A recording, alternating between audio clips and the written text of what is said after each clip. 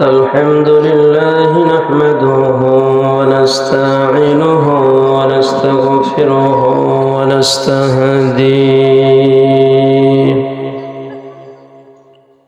ونستهديه ونؤمن به ونتوكل عليه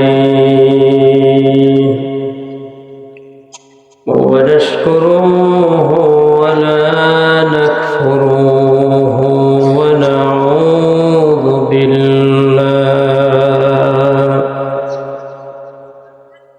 ونعوذ بالله من شرور أنفسنا ومن سيئات أعمالنا من يهده الله فلا مضل له ومن يضلله فلا هادي له ونشهد أن لا إله إلا الله وحده لا شريك له ونشهد أن سيدنا وسندنا وحبيب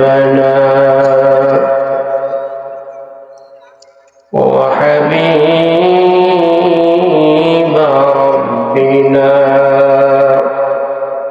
وطبيبنا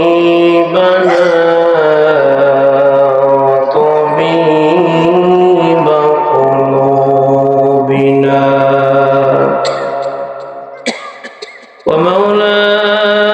ومولانا محمدا عبده ورسوله صلى الله تعالى عليه وعلى آله وأصحابه وبارك وسلم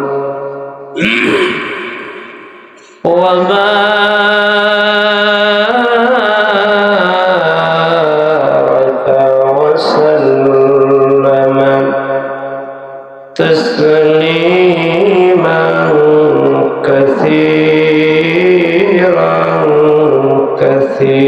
كثيرا أما بعد فأعوذ بالله من الشيطان الرجيم بسم الله الرحمن الرحيم إن الله وملائكته يصلون على النبي يا أيها الذين آمنوا صلوا عليه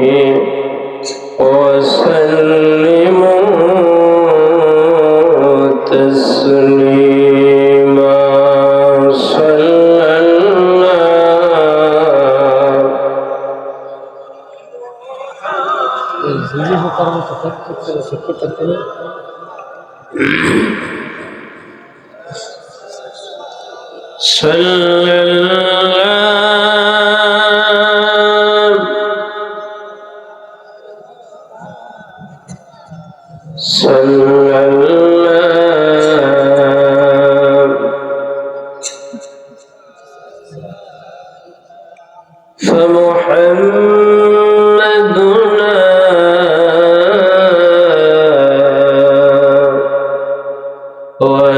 وسيدنا فالعز لنا لإجابته صلى الله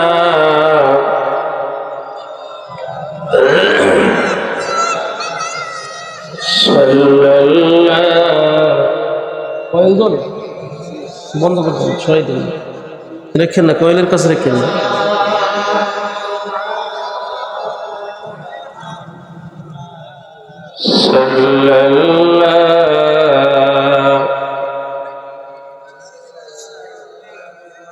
لنا شمس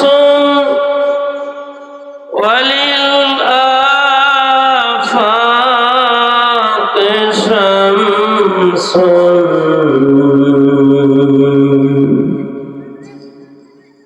لنا شمس وللآفاق شمس وشمسي تطلع بعد العشاء صلى الله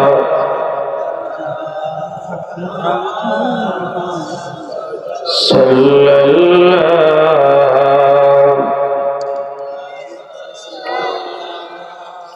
صلى الله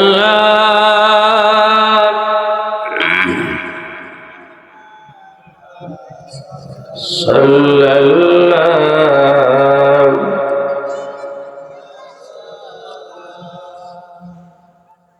মহান সৃষ্টিকর্তা আল্লাহ জাল্লা শানুহু দরবারে অসংখ্য অগণিত শুকরিয়া যে আল্লাহ সুবহানাহু ওয়া তাআলা আমাদেরকে পছন্দ করে, ভালোবাসে, আদর করে, আল্লাহ পাকের রহমতের কোলে প্রতিপালন করে আজকের এই আজিমুস শান মোতাবারক আমাদের কলিজার টুকরা শহীদ ভাইয়ের উদ্যোগে অত্র অঞ্চলের সরসিনা দরবার শরীফের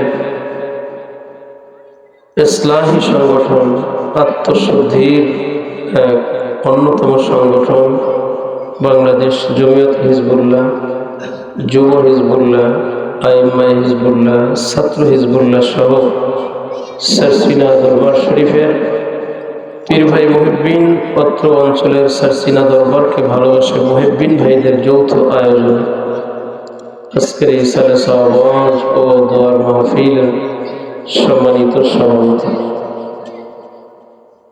আজকে মাহফিলের মোহতারাম অন্যতম প্রধান আলোচক,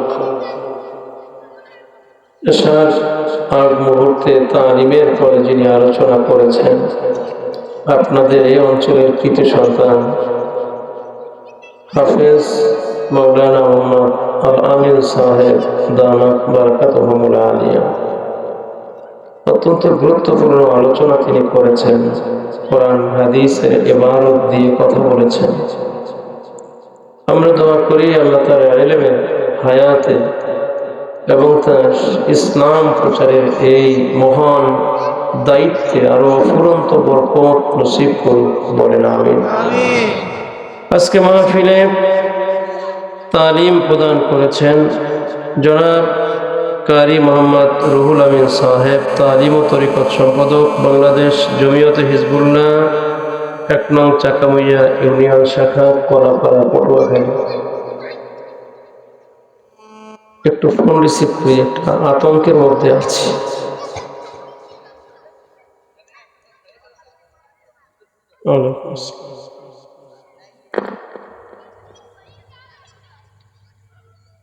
আলহামদুলিল্লাহ। কিছু বলবেন এখন, জরুরি কোনো কথা?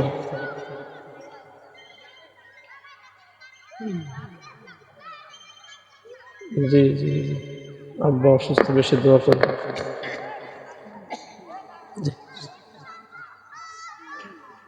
ফোনটা রিসিভ করতাম না, টাইম দিয়ে দেন। আমি মানসিকভাবে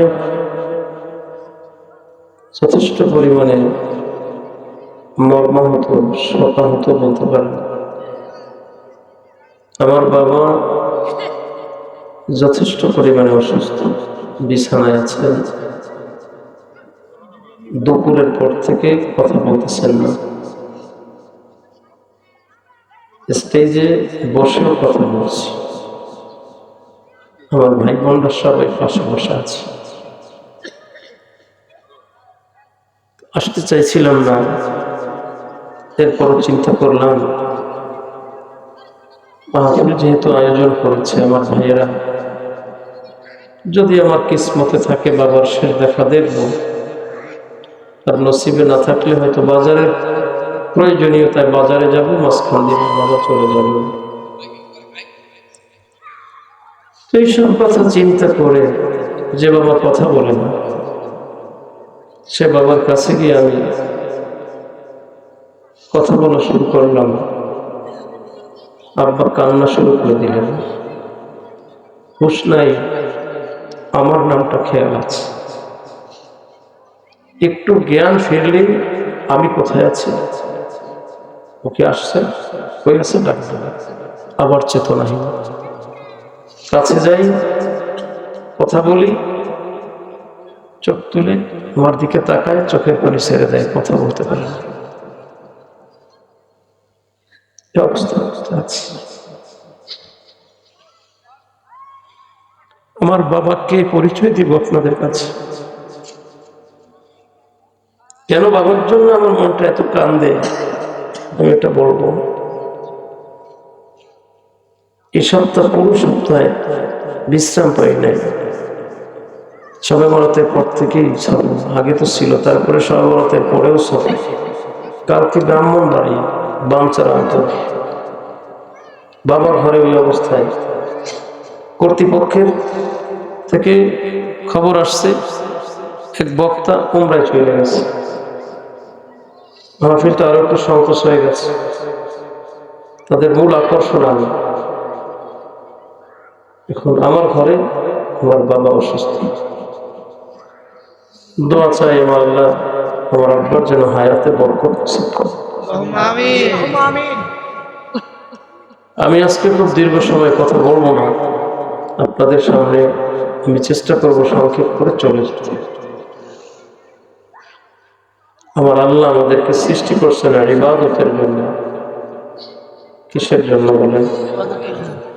সবাইকে বলতে হবে।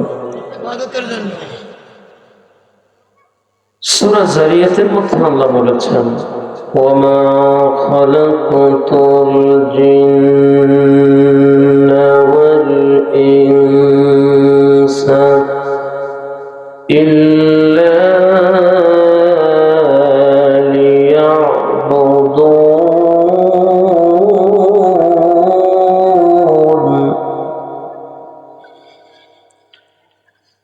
আল্লাহ রাব্বুল আলামিন পবিত্র কালামুল্লাহ শরীফের মধ্যে চমৎকার ভাষায় বলেছেন,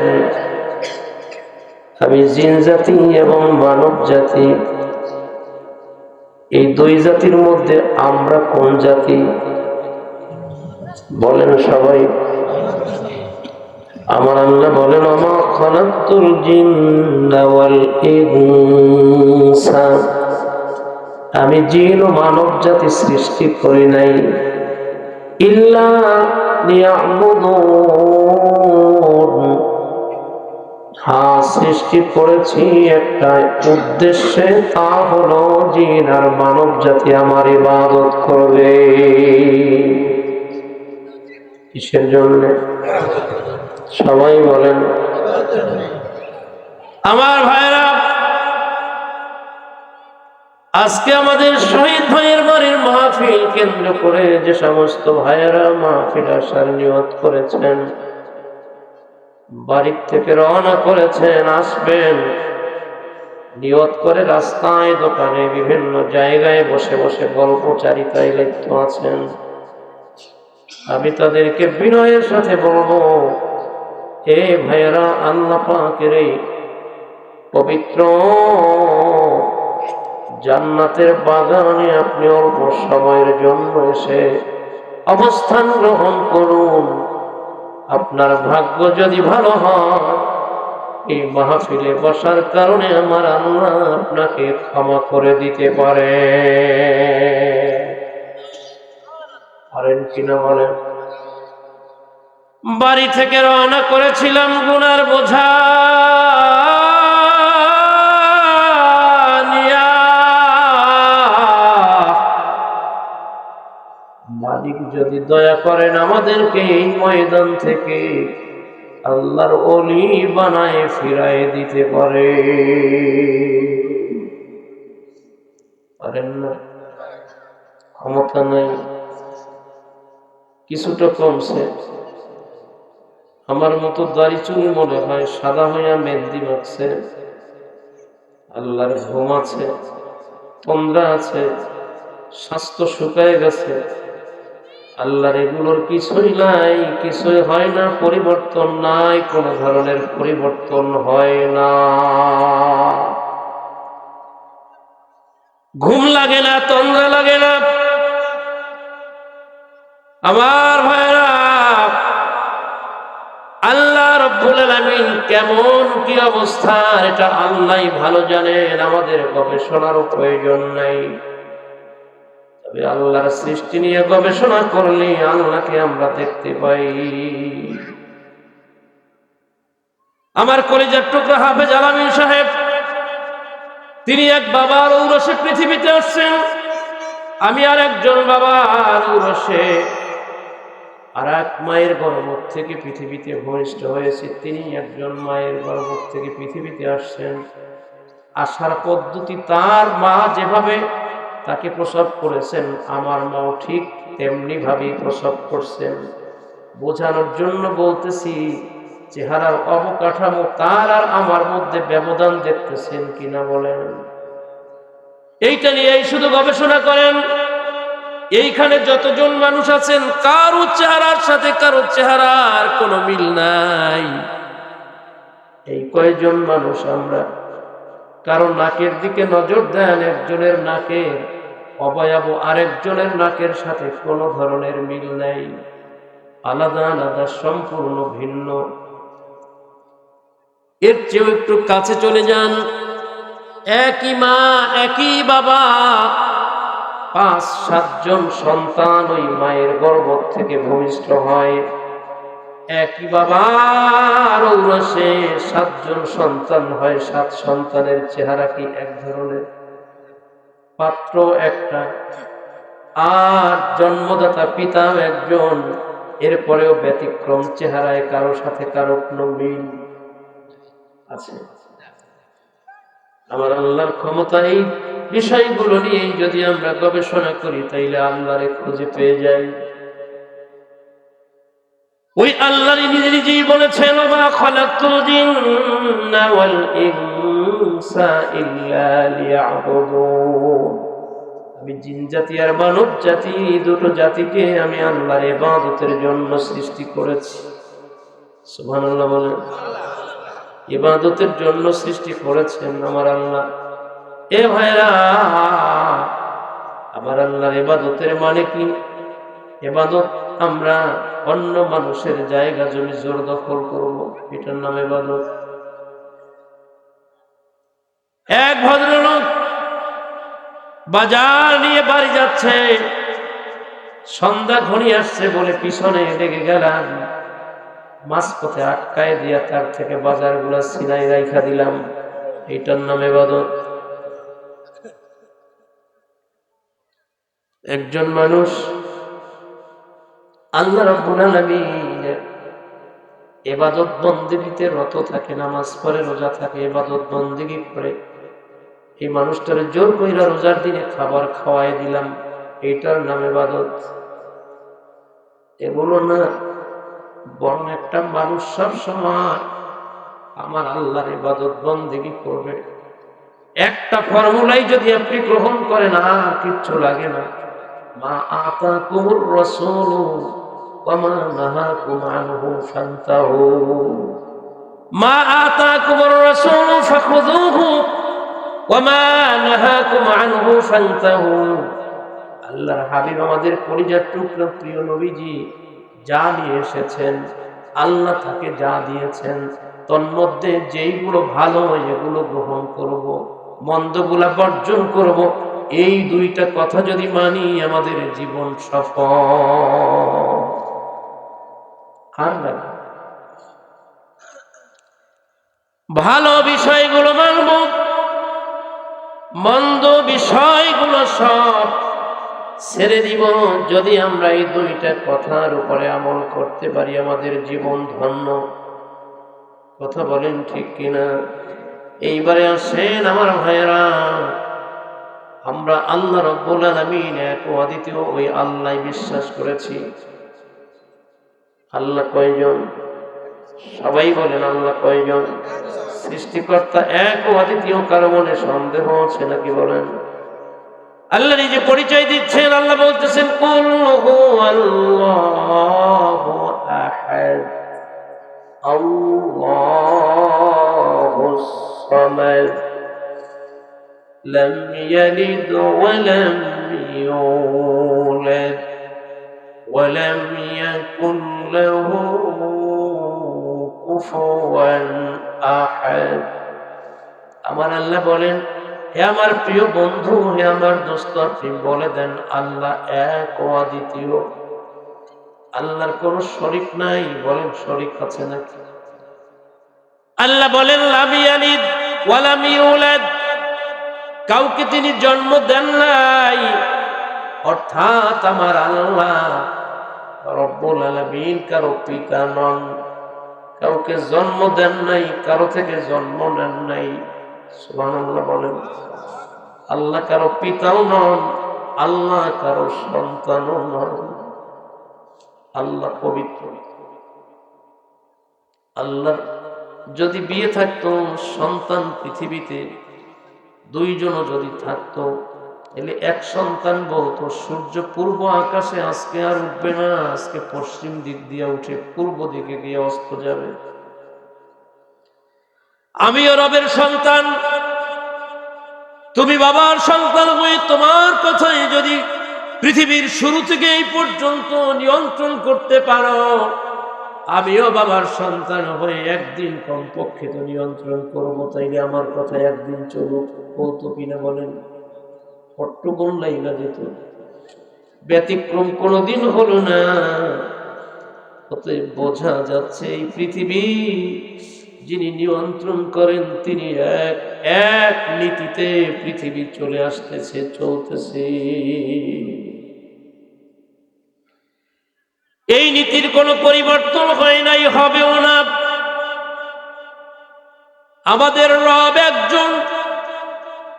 এজন্য আমরা পৃথিবীতে যে সমস্ত মানুষগুলো দেব দেবীর পূজা করে, আমরা তাদের সঙ্গ অবলম্বন করি না। কথা বলেন। নবী আমার বলছেন বুইসতু লিকাসরিল আসনাম, আমি পৃথিবীতে আসছি মূর্তি নিধন করার জন্য, মূর্তি পূজা করার জন্য নয়। আফসোসের সাথে বলতে হয়, ক্ষমতার লোভে এক শ্রেণীর আলেম আজ বলে তোমরা মূর্তি বানাও, আমরা পাহারাদারি করব। ক্ষমতায় আসার লোভে যদি কোনো আলেম বলে মূর্তি বানাও, আমি জিম্মাদারিত্ব নিব, পাহারা দিব। কোন মাদ্রাসার ছাত্ররা গিয়া যদি মূর্তি কাছে গিয়া মন্দির পাহারা দেয়, তাইলে আমার নবীজির হাদিসের সাথে সরাসরি বিরোধিতা করল। মুসলমানের সন্তান কোনদিন মূর্তি পাহারা দিতে যেতে পারে না, বরং মুসলমান তাদের ইমানি জজবা এটা যে কোনো উপায় হোক মূর্তি ভাঙবে। যদি তা না পারে, অন্তত মূর্তি যদি দেখে ইমানি চেতনায় মূর্তির দিকে ঘৃণার সাথে কমপক্ষে একটু থুথু নিক্ষেপ করে সে ঘৃণা প্রদর্শন করবে। কিন্তু তা না, এক শ্রেণীর আলেমরা মূর্তি তৈরিতে মানুষদেরকে উৎসাহিত করতেছে, অথচ এই আলেমরা এক সময় দেশের ভিতরে রাস্তার মোড়ায় মোড়ায় মানুষের প্রতিকৃতি নির্মাণের জন্য বহুত আন্দোলন মাঠে ময়দানে করেছে। কিন্তু এখন আবার তারা মন্দিরে গিয়া পাহারা দেওয়ার জন্য বজ্রদীপ্ত আওয়াজে বলতেছে, যত পারো মন্দিরে মূর্তি স্থাপন করো, আমরা পাহারাদারি করব। এটা কিসের জন্য হল? ক্ষমতার লোভ। কথা বলেন। আমি স্যার সিনা দরবারে আপনার একজন মুরিদ, মুরিদ পরিচয় দেওয়ার আমার যোগ্যতা নাই। আমরা রাজনীতি করি না, কাউর সমালোচনা করি না। আমার পীর আমাদের একটা শিক্ষা দিয়ে ছেড়ে দিয়েছেন মাঠে। আমার দই মিষ্টি, আরেকজনের দই টক, এইটা বলার দরকার নাই। কিন্তু যা চোখে দেখি না বললে তো আল্লাহর কাছে জবাবদিহি করতে হবে। তুমি আলেম একজন জিম্মাদার, কি বললা আগে? নবীর হাদিস নিয়ে ময়দানে কি আন্দোলনটা করলা? তোমার সেই আন্দোলনের স্ট্রাকচার ভুইলা গিয়া ক্ষমতা মসনদে আসার লোভে তুমি এখন মন্দির পাহারা দিতে নিয়ে যাও, তোমার বাহিনী পাঠায় দাও। ও ভাইয়েরা, বন্ধুরা আমার, আল্লাহর কাছে এই সমস্ত আলেমদেরও হিসাবের কাঠগড়ায় একদিন দাঁড়াতে হবে কিনা বলেন? আমাকে দাঁড়াতে হবে, আপনাকেও দাঁড়াতে হবে, পৃথিবীর সব মানুষদেরকে দাঁড়াতে হবে। আল্লাহর আদালতে দাঁড়ায় আপনি আমি কি জবাব দিব? আল্লাহ তো প্রশ্ন করবেন। আমি আমার নবীকে পাঠাইলাম মূর্তি ভাঙার জন্য, সাইয়েদনা ইব্রাহিম খলিলুল্লাহ মূর্তি সব ভাঙলেন।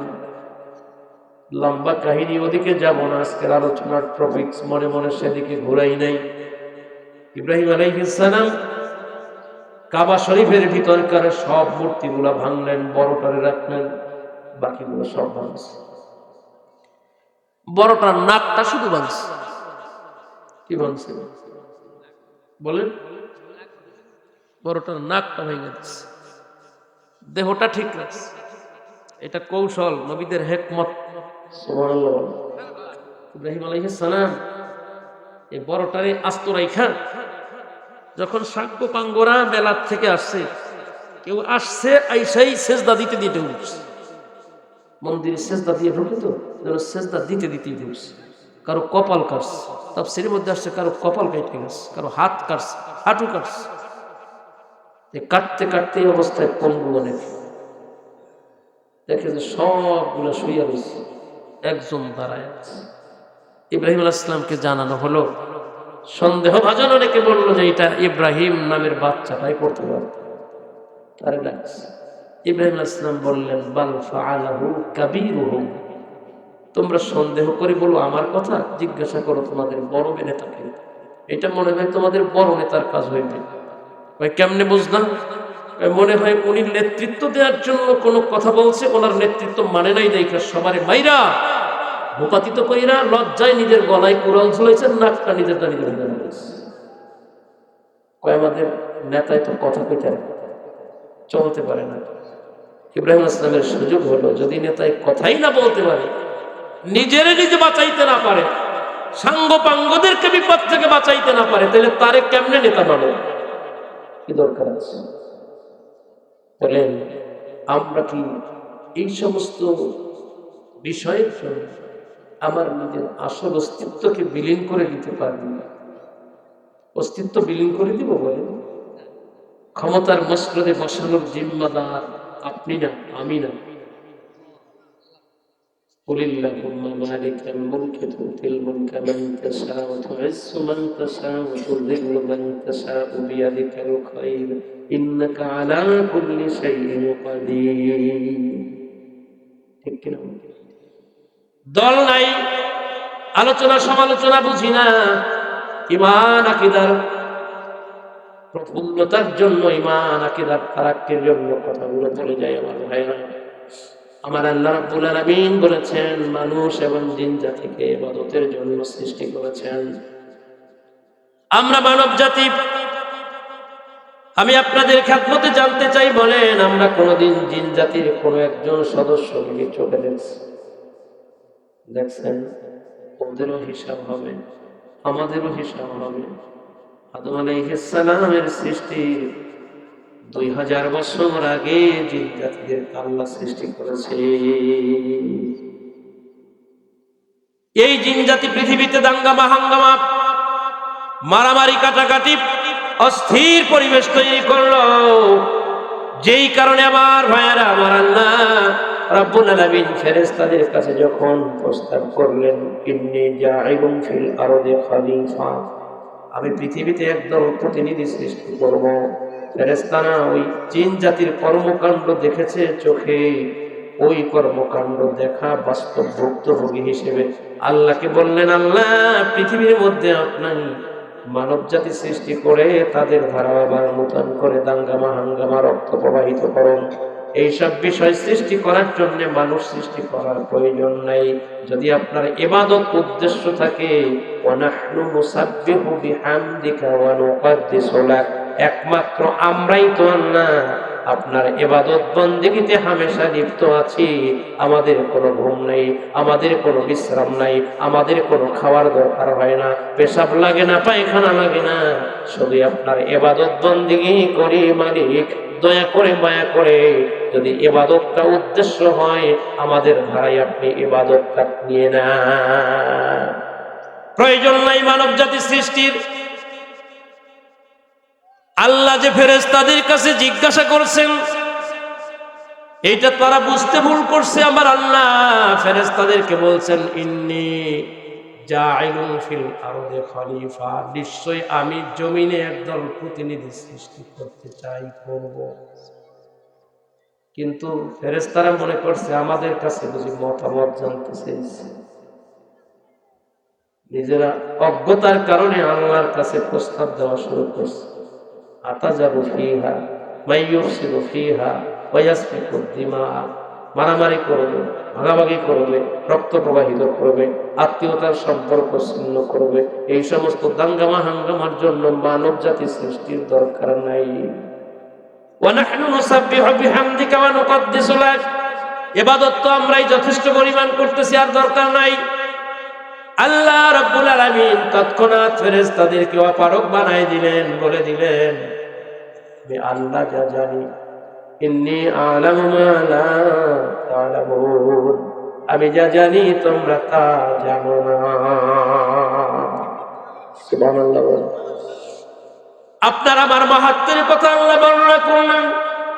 মানব জাতি সৃষ্টি করলে তারা কি মারামারি করবে নাকি তারা আমার ইবাদত করবে, এটা আমি ভালো জানি। তোমরা এই বিষয়ে কোনো জ্ঞান রাখো না, আমাকে এই পরামর্শ তোমাদের দেওয়ার দরকার নেই। তোমাদের কাছে জানতে চাইছি, শুধু তোমরা বলো আমি মানব জাতি সৃষ্টি করবো, এটা তোমাদেরকে জানাইলাম। তোমরা নেগেটিভ উত্তর দিবে, আমি নেগেটিভ শুনে নিব, সৃষ্টির উদ্দেশ্য বন্ধ করে দিব, এটা আমার উদ্দেশ্য ছিল না। ফেরেশতারা যখন বুঝতে পারছে, তাদেরকে আল্লাহ থামাই দিলেন, অপারগ করে দিলেন।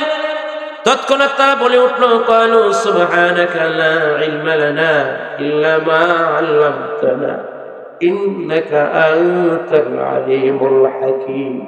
আল্লাহর কাছে নিজেদের অপারগতা স্বীকার করে বললেন, আল্লাহ আপনি আমাদেরকে যত কিঞ্চিত জ্ঞান দিয়েছেন, ইলম দিয়েছেন, তার বাহিরে আমাদের আদৌ কোনো ইলম নাই, জ্ঞান নাই, বিদ্যা নাই, বুদ্ধি নাই। আপনার দেয়া ইলমই আমাদের মধ্যে যথেষ্ট, এর বাহিরে আমাদের আর কোনো জ্ঞান নাই। তারা তাদের ভুলের স্বীকার করছে।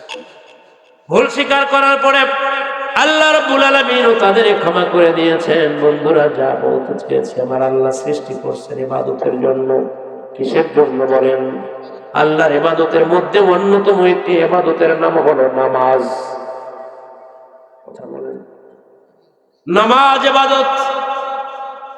নবী আমার বলেছেন, বুনিয়াল ইসলামু আলা খামসিন শাহাদাতু আল্লা ইলাহা ইল্লাল্লাহ ওয়া আন্না মুহাম্মাদার রাসূলুল্লাহ ওয়া ইকামিস সালাহ ওয়া ইতাইস যাকাত ওয়াল হজ্জিল বাইত ওয়া সাওমি রমাদান। মুত্তাফাকুন আলাইহি, বুখারী মুসলিমের শরীফ।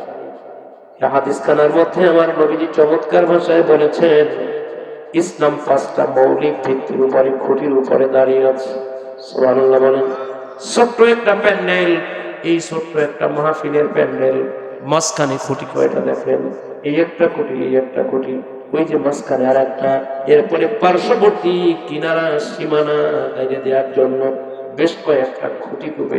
তার চারদিকে চান্দিনা দিয়া আপনাদেরকে এই চান্দিনার মাঝখানে রাখার ব্যবস্থা নেওয়া হয়েছে। এতটুকুন জায়গা, এর চেয়ে আমার আল্লাহর প্রথম আসমান, দ্বিতীয় আসমান, তৃতীয়, চতুর্থ, পঞ্চম, ষষ্ঠ, সপ্তম, এই 7টা আসমান মনে হয় আমাদের এই প্যান্ডেলের চেয়ে তুলনামূলক অনেক ছোট।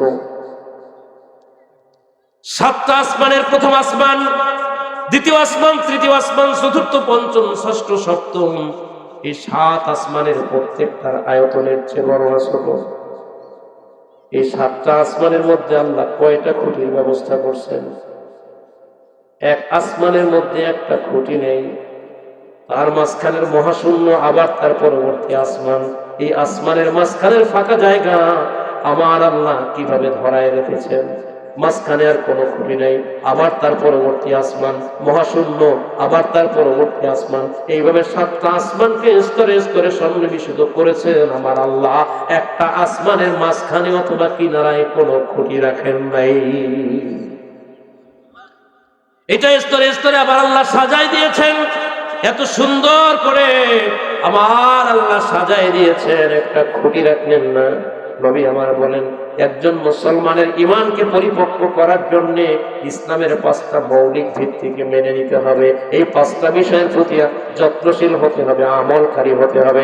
1 নম্বর হলো তার জবানে সে বলবে শাহাদাতু আল্লা ইলাহা ইল্লাল্লাহ ওয়া আন্না মুহাম্মাদার রাসূলুল্লাহ সাল্লাল্লাহু আলাইহি ওয়াসাল্লাম। নম্বর 1, এই বাক্যে সাক্ষী দেয়া আল্লাহ ব্যতীত কোনো মাবুদ নাই। বলেন আমাদের রব আল্লাহ ছাড়া আমাদের দ্বিতীয় আর কোনো মাবুদ আছে নাকি? একজন রব, একজন সৃষ্টিকর্তা, যিনি, তিনি কে?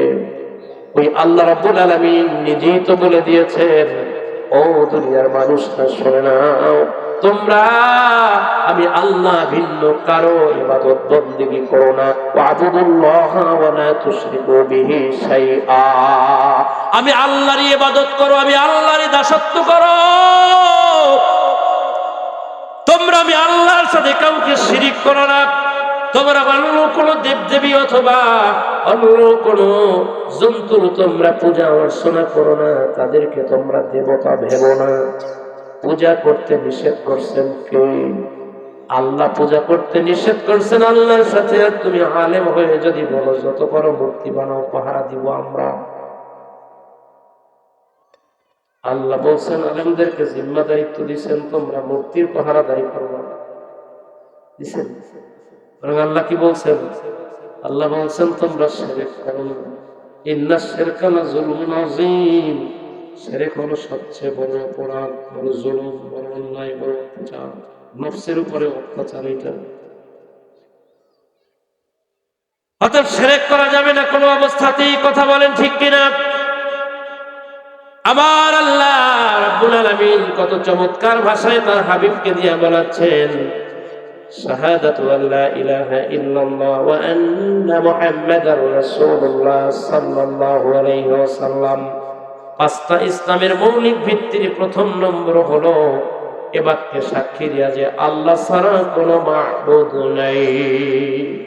মুহাম্মাদুর রাসূলুল্লাহ সাল্লাল্লাহু আলাইহি ওয়াসাল্লাম আল্লাহ পাকের প্রিয় নবী এবং রাসূল, নবী এবং রাসূল। আবার ভাইয়েরা, বন্ধুরা, আছেন এই বরাবর সাধারণ কথা না বললে বুঝবেন না। এই হাদিসে মুবারাকার মধ্যে আমার নবীজি বলেছেন শাহাদাতু আল্লা ইলাহা ইল্লাল্লাহ ওয়া আন্না মুহাম্মাদার রাসূলুল্লাহ। আল্লাহর একত্বের সাক্ষী দেয়া, আল্লাহ এক, এই কথা স্বীকার করা, অন্তরে বিশ্বাস করা, ঈমানের সাথে বিশ্বাস করা। আমার ভাইয়েরা, এরপরেই বলেন ওয়া আন্না মুহাম্মাদার রাসূলুল্লাহ, আর মুহাম্মদ সাল্লাল্লাহু আলাইহি ওয়াসাল্লাম আল্লাহ পাকের শ্রেষ্ঠ রাসূল। এই কথাটাকে মনে প্রাণে বিশ্বাস করা। সুবহানাল্লাহ। এইবার আসেন আমার এক শ্রেণীর উলামায়ে কেরামরা, বর্তমানে ফিতনার জামানায় তাদের ব্যক্তিগত মন্তব্য, এটা হাদিসের বিরোধী মন্তব্য। এরা বলে আল্লাহ লা ইলাহা ইল্লাল্লাহর সাথে যদি মুহাম্মদ মুহাম্মাদুর রাসূলুল্লাহ লেখা হয় তাইলে শিরক হয়ে যাবে। তাহলে আল্লাহ রাব্বুল আলামিনের হাবিব বলে গেলেন পাঁচটা বিষয়ের উপরে ইসলাম দাঁড়িয়ে আছে। ইসলামের মৌলিক ভিত্তি পাঁচটা, তার মধ্যে একটা উল্লেখ করেছেন প্রথম, যেটা নবীজি যেটা বলছেন যে আল্লাহ এক, এই কথায় সাক্ষী দেয়া এবং আমাকে সর্বশ্রেষ্ঠ নবী বলে মেনে নেয়া। তাহলে এটাকে আলাদা আলাদা দূরত্বে, প্রথমটা আল্লাহ, আল্লাহর শাহাদাত, আল্লাহর সাক্ষীটা উপরে নবীর সাক্ষী নিচে, এমনটা না, বরং আল্লাহর পরেই নবুয়তের সাক্ষী। কথা বলেন ঠিক কিনা? এই সমস্ত ফিতনাবাজদের থেকে আল্লাহ যেন আমাদের ঈমান হেফাজত করেন, বলেন আমিন। আমার ভাইরা, আমরা মেনে নিয়েছি আল্লাহ এক, কোনদিন আমরা প্রশ্নও করি নাই, জানতেও চাই নাই আল্লাহ কি এক না তার সাথে আরেকজন আছে, শরীক আছে, আমরা কোনদিন প্রশ্ন করি নাই, করতেও চাই না, আমরা মেনে নিয়েছি। যদি একজন না হতেন তাহলে সাতটা আসমান এইভাবে দাঁড়ায় থাকতো না, জমিন সাথে স্তরে থাকতো না, আল্লাহর আরশে আজিম এভাবে টিকতো না, পাহাড় পর্বতগুলো একইভাবে থাকতো না, পরিবর্তন হইতো। রাতে আকাশের মধ্যে আমরা দেখি চাঁদ, দিনে দেখি সূর্য, এই পালা পৃথিবীর সৃষ্টি থেকে আজ পর্যন্ত একইভাবে চলছে। কোনদিন দিনের বেলায় আমরা চাঁদ দেখি না। বলতে পারেন ফজরের সময় কিছু সময়ের জন্য চাঁদ দেখা যায় পরিষ্কার হওয়ার আগ পর্যন্ত, সেটা রাতের আধার কেটে যাওয়ার আগ পর্যন্ত দেখা যায়। দিনের পরিচ্ছন্নতা পৃথিবীতে ছড়ায় পড়ার পরে আর চাঁদ দেখা যায় না। এই অবস্থার কোনোদিন পরিবর্তন ঘটলো না। অতএব বোঝা যায় এক আল্লাহ এই সবকিছু নিয়ন্ত্রণ করতেছেন। কথা বলেন ঠিক কিনা? বলে আল্লাহ কয়জন? কালেমা সাক্ষী দিলেন আল্লাহ এক, নবী রাসূল, নবী আমাদের সর্বশ্রেষ্ঠ রাসূল, শাহাদাতু আল্লা ইলাহা ইল্লাল্লাহ ওয়া আন্না মুহাম্মাদার রাসূলুল্লাহ ওয়া ইকামিস সালাহ। এরপরে আসছে কি? নামাজ কায়েম করা, নামাজ আদায় করা। কায়েম করার মানে এইটা না আপনি রাষ্ট্রীয়ভাবে নামাজ প্রতিষ্ঠা করে দিবেন, নিজে পড়বেন না। আল্লাহ বলেন ইয়া আইয়ুহাল্লাযীনা আমানু কু আনফুসাকুম ওয়া আহলিকুম নারা, তুমি মানুষদেরকে নসিহত করবা নামাজে আসো, তুমি মানুষদেরকে বলবা নামাজি হও, মানুষদেরকে বলবা রোজা রাখো, তুমি নিজে রোজা রাখবা না, হবে নাকি বলেন? আল্লাহ বলছেন না, মানুষদেরকে নসিহত করবা, এইটাও তোমার হক, এইটাও তোমার দায়িত্ব। তবে কু আনফুসাকুম, আগে তুমি নিজে বাঁচো জাহান্নামের আগুন থেকে, এরপরে তুমি তোমার ঘর, আত্মীয় স্বজন, এরপরে তোমার পাড়া প্রতিবেশী, এরপরে রাষ্ট্রীয়, এরপরে অন্যান্য মানুষ, এরপরে অবস্থার প্রেক্ষিতে যারা সামনে থাকবে তারা, কিন্তু সর্বপ্রথম তুমি তোমার নিজেকে জাহান্নামের আগুন থেকে বাঁচাও। আগে কাকে বলেন? আগে কাকে? নিজেকে জাহান্নামের আগুন থেকে আল্লাহ বাঁচাতে বলছে। অতএব আগে বাঁচতে হবে নিজে, এরপরে ছেলে মেয়ে, আত্মীয় স্বজন, ঘরে যারা তারা। এইভাবে যদি আপনি সকলকে বাঁচান তাহলে আমার আল্লাহ অবশ্যই আপনাকে আল্লাহর জান্নাত দিবেন। কথা বলেন ঠিক কিনা? মুআজ্জাজ হাজিরিন, এরপরে আসেন, এরপরে কি? ওয়া ইকামিস সালাহ ওয়া ইতাইস যাকাত, যাকাত দেয়া। যাকাত কি আমাদের জন্য সকলের উপরে ফরজ? বলেন, যাকাত কি সকলের জন্য ফরজ? আপনারা কি প্রত্যেকে যাকাত দেন? না, সাদাকাতুল ফিতরা, এটার পরিমাণ কম, এটা সবার জন্য ওয়াজিব, আমরা এটা দেই। কিন্তু যাকাত যেটা সম্পদের শতকরা 2.5 টাকা হারে যে যাকাত, এটা আমরা সকলে দেই, সকলের উপরে ফরজ হয় না, তাই দেয়া লাগে না। অতএব এই যাকাত দেয়া এটা সবার জন্য ফরজ না, আমাদের অনেকের ফরজ হয়। কিন্তু আল্লাহ বলছেন আকিমুস সালাতা ওয়া আতুস যাকাতা, নামাজ পড়ো, নামাজ কায়েম করো, যাকাত ফরজ হয়েছে, যাকাত আদায় করো, যাকাত দিয়ে দাও। সুবহানাল্লাহ। এই হকটা কাদের? দরিদ্র মানুষ যারা, অসহায় যারা, তাদের হক তাদেরকে তোমরা দিয়ে দাও। এরপরে কয়টা গেল বলেন? শাহাদাতু আল্লা ইলাহা ইল্লাল্লাহ ওয়া আন্না মুহাম্মাদার রাসূলুল্লাহ ওয়া ইকামিস সালাহ ওয়া ইতাইস যাকাত ওয়াল হাজ্জিল বাইত, বাইতুল্লাহ শরীফের হজ করা। সুবহানাল্লাহ বলেন। হজ করাও সবার জন্য ফরজ। বুঝেন ভালো করে। হজ করবে কারা? ওয়ালিল্লাহি আলান নাসি হিজ্জুল বাইতি মান ইসতাতাআ ইলাইহি সাবিলা। নিজের বাড়ির থেকে মক্কাতুল মুকাররমা মদিনা তাইয়্যিবার সুনির্দিষ্ট সফরের এই কর্মসূচি পরিপূর্ণ করতে যতটুকু পরিমাণ তার অর্থের প্রয়োজন এইটা জোগাড় করতে পারছে। যেতে পারে, আসতে পারে। সফরের মাঝখানের পুরো ব্যয় যদি ধার্য করে 5 লাখ 7 লাখ, এই 7 লাখ টাকা আপনি দিবেন নিজের চলার সময়, ওই সময় যে খরচ এইটা নিবেন। এরপরে আপনার স্ত্রী আছে, ছেলে মেয়ে আছে, মা বাবা আপনারা আয়ত্তাধীন, আসার আগ পর্যন্ত তাদের পরিপূর্ণ দায়ভার আপনি গ্রহণ করে তাদের ব্যবস্থা কইরা যাবেন। যদি এইটা করার উপযুক্ততা অর্জন করেন, সেই বছর আপনার উপরে হজ ফরজ। এছাড়া হজ ফরজ যেতে পারেন, মন চাইছে, জমি আছে, অনেক জমি আপনার মনে করেন আছে, একটু বেঁচে চলে গেলেন, দাম অনেক বেশি হয়ে গেছে, কিন্তু আপনি আর্থিকভাবে এখন পর্যন্ত হজ আপনার উপরে খরচ হয় না, মন চাইছে গেলেন। অথবা অনেক সময় দেখা যায় মানুষ ঋণ করে যায়, মনের আবেগ থামাইতে পারে না, আবার এসে আস্তে আস্তে করে পরিশোধ করে দেয়, সেটা আপনার মনের আবেগ। কিন্তু হজ ফরজ হতে হলে এই যোগ্যতাগুলো যতক্ষণ পর্যন্ত আপনার মধ্যে না আসবে ততক্ষণ পর্যন্ত ফরজ হবে না। এরপরে হলো রমজান মাসের রোজা।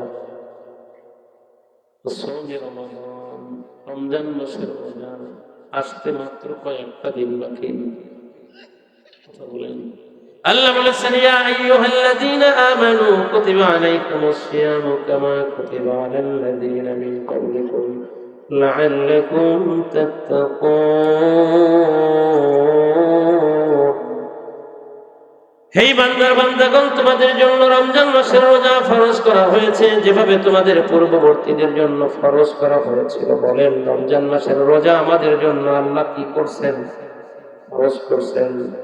রমজান মাস একটা মাস, এই মাসে 30টা দিন হতে পারে, 29 দিনও হতে পারে, চাঁদের উপর নির্ভর করে।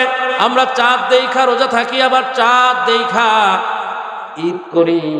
কথা বলেন ঠিক কিনা? আমরা চাঁদ যদি না দেখি তাহলে 30টা রোজা পূর্ণ করি, তারপরের দিনে শাওয়ালের 1 তারিখে ঈদের নামাজ পড়ি, মাস পুরো করে হল। আর এক শ্রেণীর মানুষ আমাদের দেশে আছে যারা আরব দেশে যেদিন চাঁদের ঘোষণা দেয় তারা বাংলাদেশে বৈশা রোজা থাকা শুরু করে দেয়। আরব দেশে ঈদের ঘোষণা দেয়, বাংলাদেশে বৈশা তারা ঈদের ঘোষণা শুরু করে, তারা ঈদের নামাজ পড়ে। আমি আপনাদের খেদমতে জানতে চাই, সৌদি আর আমাদের দেশের মধ্যে ব্যবধান আছে কিনা বলেন? সময়ের ব্যবধান আছে কিনা?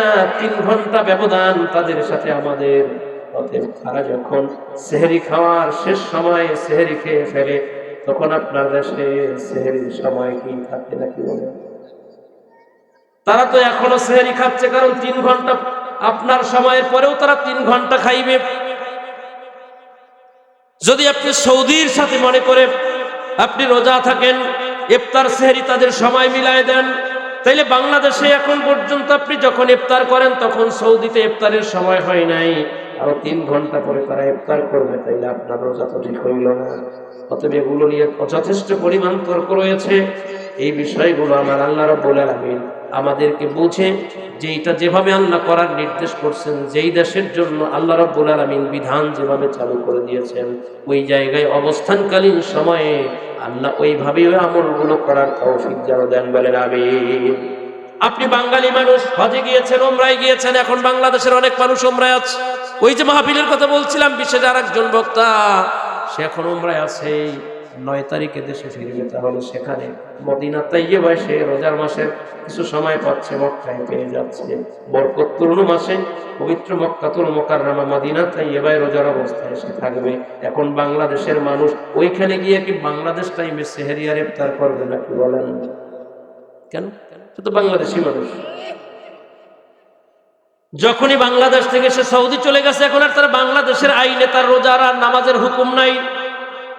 যেখানে গেছে সেখানের হুকুম অনুযায়ী তার বাংলাদেশের হুকুম বাতিল হয়ে ওই দেশের আইন অনুযায়ী তার রোজা রাখার জন্য ইফতার ও সেহরির ব্যবস্থা করতে হবে। ওইভাবেই সে রোজার জন্য ইফতার ও সেহরির খাবার খাবে। কথা বলেন ঠিক কিনা? ভাইয়ের আমার, নবীজি কত চমৎকার ভাষায় বলছেন, রমজান মাসের রোজাগুলো আপনারা থাকবেন। কারা কারা থাকবেন? হাত উঁচু করে দেখান। নবী আমার বলছেন কুল্লু আমাল ইবনে আদম ইউদাফুল হাসানাতু বিআশরি আমসালিহা ইলা 700 দিরফিন ক্বালা আল্লাহু তাআলা ইল্লা আস-সাওম ফাইন্নাহু লি ওয়া আনা আজজি বিহি। নবী আমার আলোচনা করতেছেন, আমি এখন আপনাদের সামনে আলোচনা করি। আপনাদের মধ্যে অনেক যোগ্য ওলামায়ে কেরামরা বসা, দিনিয়া মাদ্রাসার সম্মানিত আসাতিজায়ে কেরাম, এছাড়া অনেক ওলামায়ে কেরামরা মঞ্চের মধ্যে বসা। এদের সামনে আমার আলোচনা করার যোগ্যতা যদিও নাই, বোঝানোর জন্য বলতেছি। আমি এখন আলোচনা করি, আপনারা শ্রোতা হিসেবে শুনতেছেন। নবী আমার আলোচনা করতেছেন সাহাবীদের সামনে। নবীজি আলোচক, সাহাবীরা শ্রোতা। সুবহানাল্লাহ। আলোচককে পৃথিবীতে আমার নবীজির চেয়ে বড় আলোচক আর কিয়ামতের আগে আসবে নাকি বলেন? আপনারা একটু ঈমানের সাথে বলেন, আসবে নাকি? যদি বাংলাদেশের কোন গোষ্ঠী বলে অমুকের মর্যাদা, অমুকের জ্ঞান মুহাম্মদ সাল্লাল্লাহু আলাইহি ওয়াসাল্লামের চেয়েও বেশি, আমি নাম বলবো না, আপনারা বুঝে নিয়েন। যদি যাই না থাকেন, আগে যদি শুই না থাকেন, আপনারা আপনাদের আঙ্গিকে কথাটা বুঝে নেবেন। কেন যুক্তি দিছে? মুহাম্মদ সাল্লাল্লাহু আলাইহি ওয়াসাল্লাম জীবনে মিশরের আল আজহারে গিয়ে ডক্টরেট লাভ করতে পারে না। এই জন্য মুহাম্মদ সাল্লাল্লাহু আলাইহি ওয়াসাল্লাম তো নিরক্ষর মানুষ, তার মর্যাদা, তার জ্ঞান। আর অমুক আজহারির জ্ঞান সামান্য, অমুক আজহারি অনেক বড় জ্ঞানী মানুষ। নবী আমার বলছেন বুইসতু মুআল্লিমান, আমি পৃথিবীতে আসছি মুআল্লিম হয়ে। সুবহানাল্লাহ বলেন। আবার নবী আমার বলেন আদাবানি রব্বি ফাহসানা তাদিবি, আমার আল্লাহ আমারে সর্বোত্তম আদব শিক্ষা দিয়েছেন। আল্লামানি রব্বি ফাহসানা তালিমি, আমার আল্লাহ আমাকে সর্বোত্তম ইলম শিক্ষা দিয়েছেন। নবী আমার বলেন সালু আন্নি উজিবু লাকুম, তোমরা আমাকে প্রশ্ন করো, যত জটিল প্রশ্ন করো, যত কঠিন প্রশ্ন করো, আমি সব প্রশ্নের জবাব একে একে দিয়ে দিব।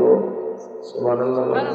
নবীজির কাছে কোনো জটিল কোনো প্রশ্ন আপনি করলে অল্প সময়ের মধ্যে নবীজি খুব অল্প কথার মধ্যে জবাব দিয়ে দিতেন।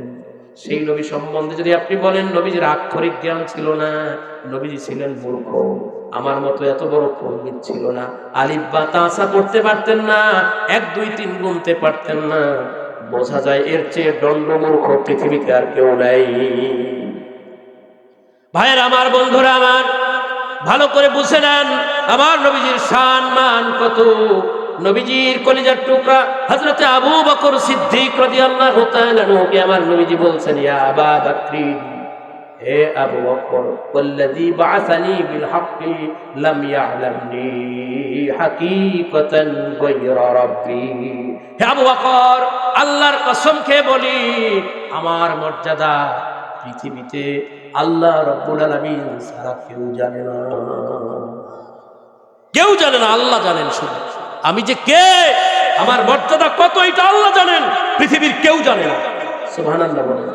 আবু বকর, তুমিও জানো না যে আমার আল্লাহ আমাকে কত মর্যাদা দিয়েছেন।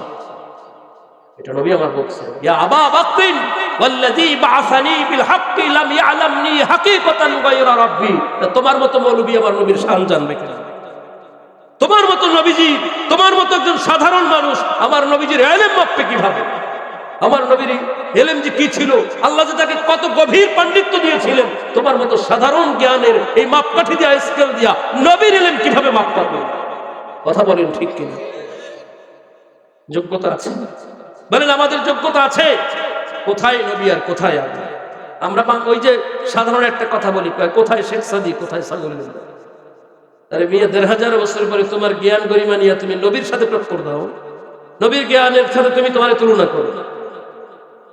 এগুলো বোঝা যায় অল্প জ্ঞান, ওইটা বুঝতে। নতুন পানিতে পুঁটি মাছ ফাল পারে বেশি, এটা নতুন পানির পুঁটি মাছ, এটা গভীর জলের মাছ না। গভীর জলের মাছ ল্যাঞ্জা উঠায় উপরে দেখায় না, এটা তলদেশ থাকে। কথা বলেন, আমার নবীজির শান নিয়ে কথা বলবো তো দূরের কথা। দেখো তুমি আবু বকর সিদ্দিক রাদিয়াল্লাহু তাআলা আনহুর শানে কলিজার টুকরা নবীজির আরেকজন সাহাবী শ্বশুর আব্বা ওমর রাদিয়াল্লাহু তাআলা আনহু বলেন, ওয়াদিতু আন্নী শারাতুন ফি সাদরি আবি বকর, আমার মনের আবেগ হয়, ইচ্ছে হয় আমি আবু বকর রাদিয়াল্লাহু তাআলার বুকের একটা পশমের সমতুল্য হই। এটা মর্যাদা বোঝানোর জন্য বলছেন যে আবু বকরের মর্যাদা কোথায় আর আমি ওমর কোথায়। আমার ইচ্ছা হয় আমি তার বুকের একটা লোমের মতো নিজে হয়ে যাই।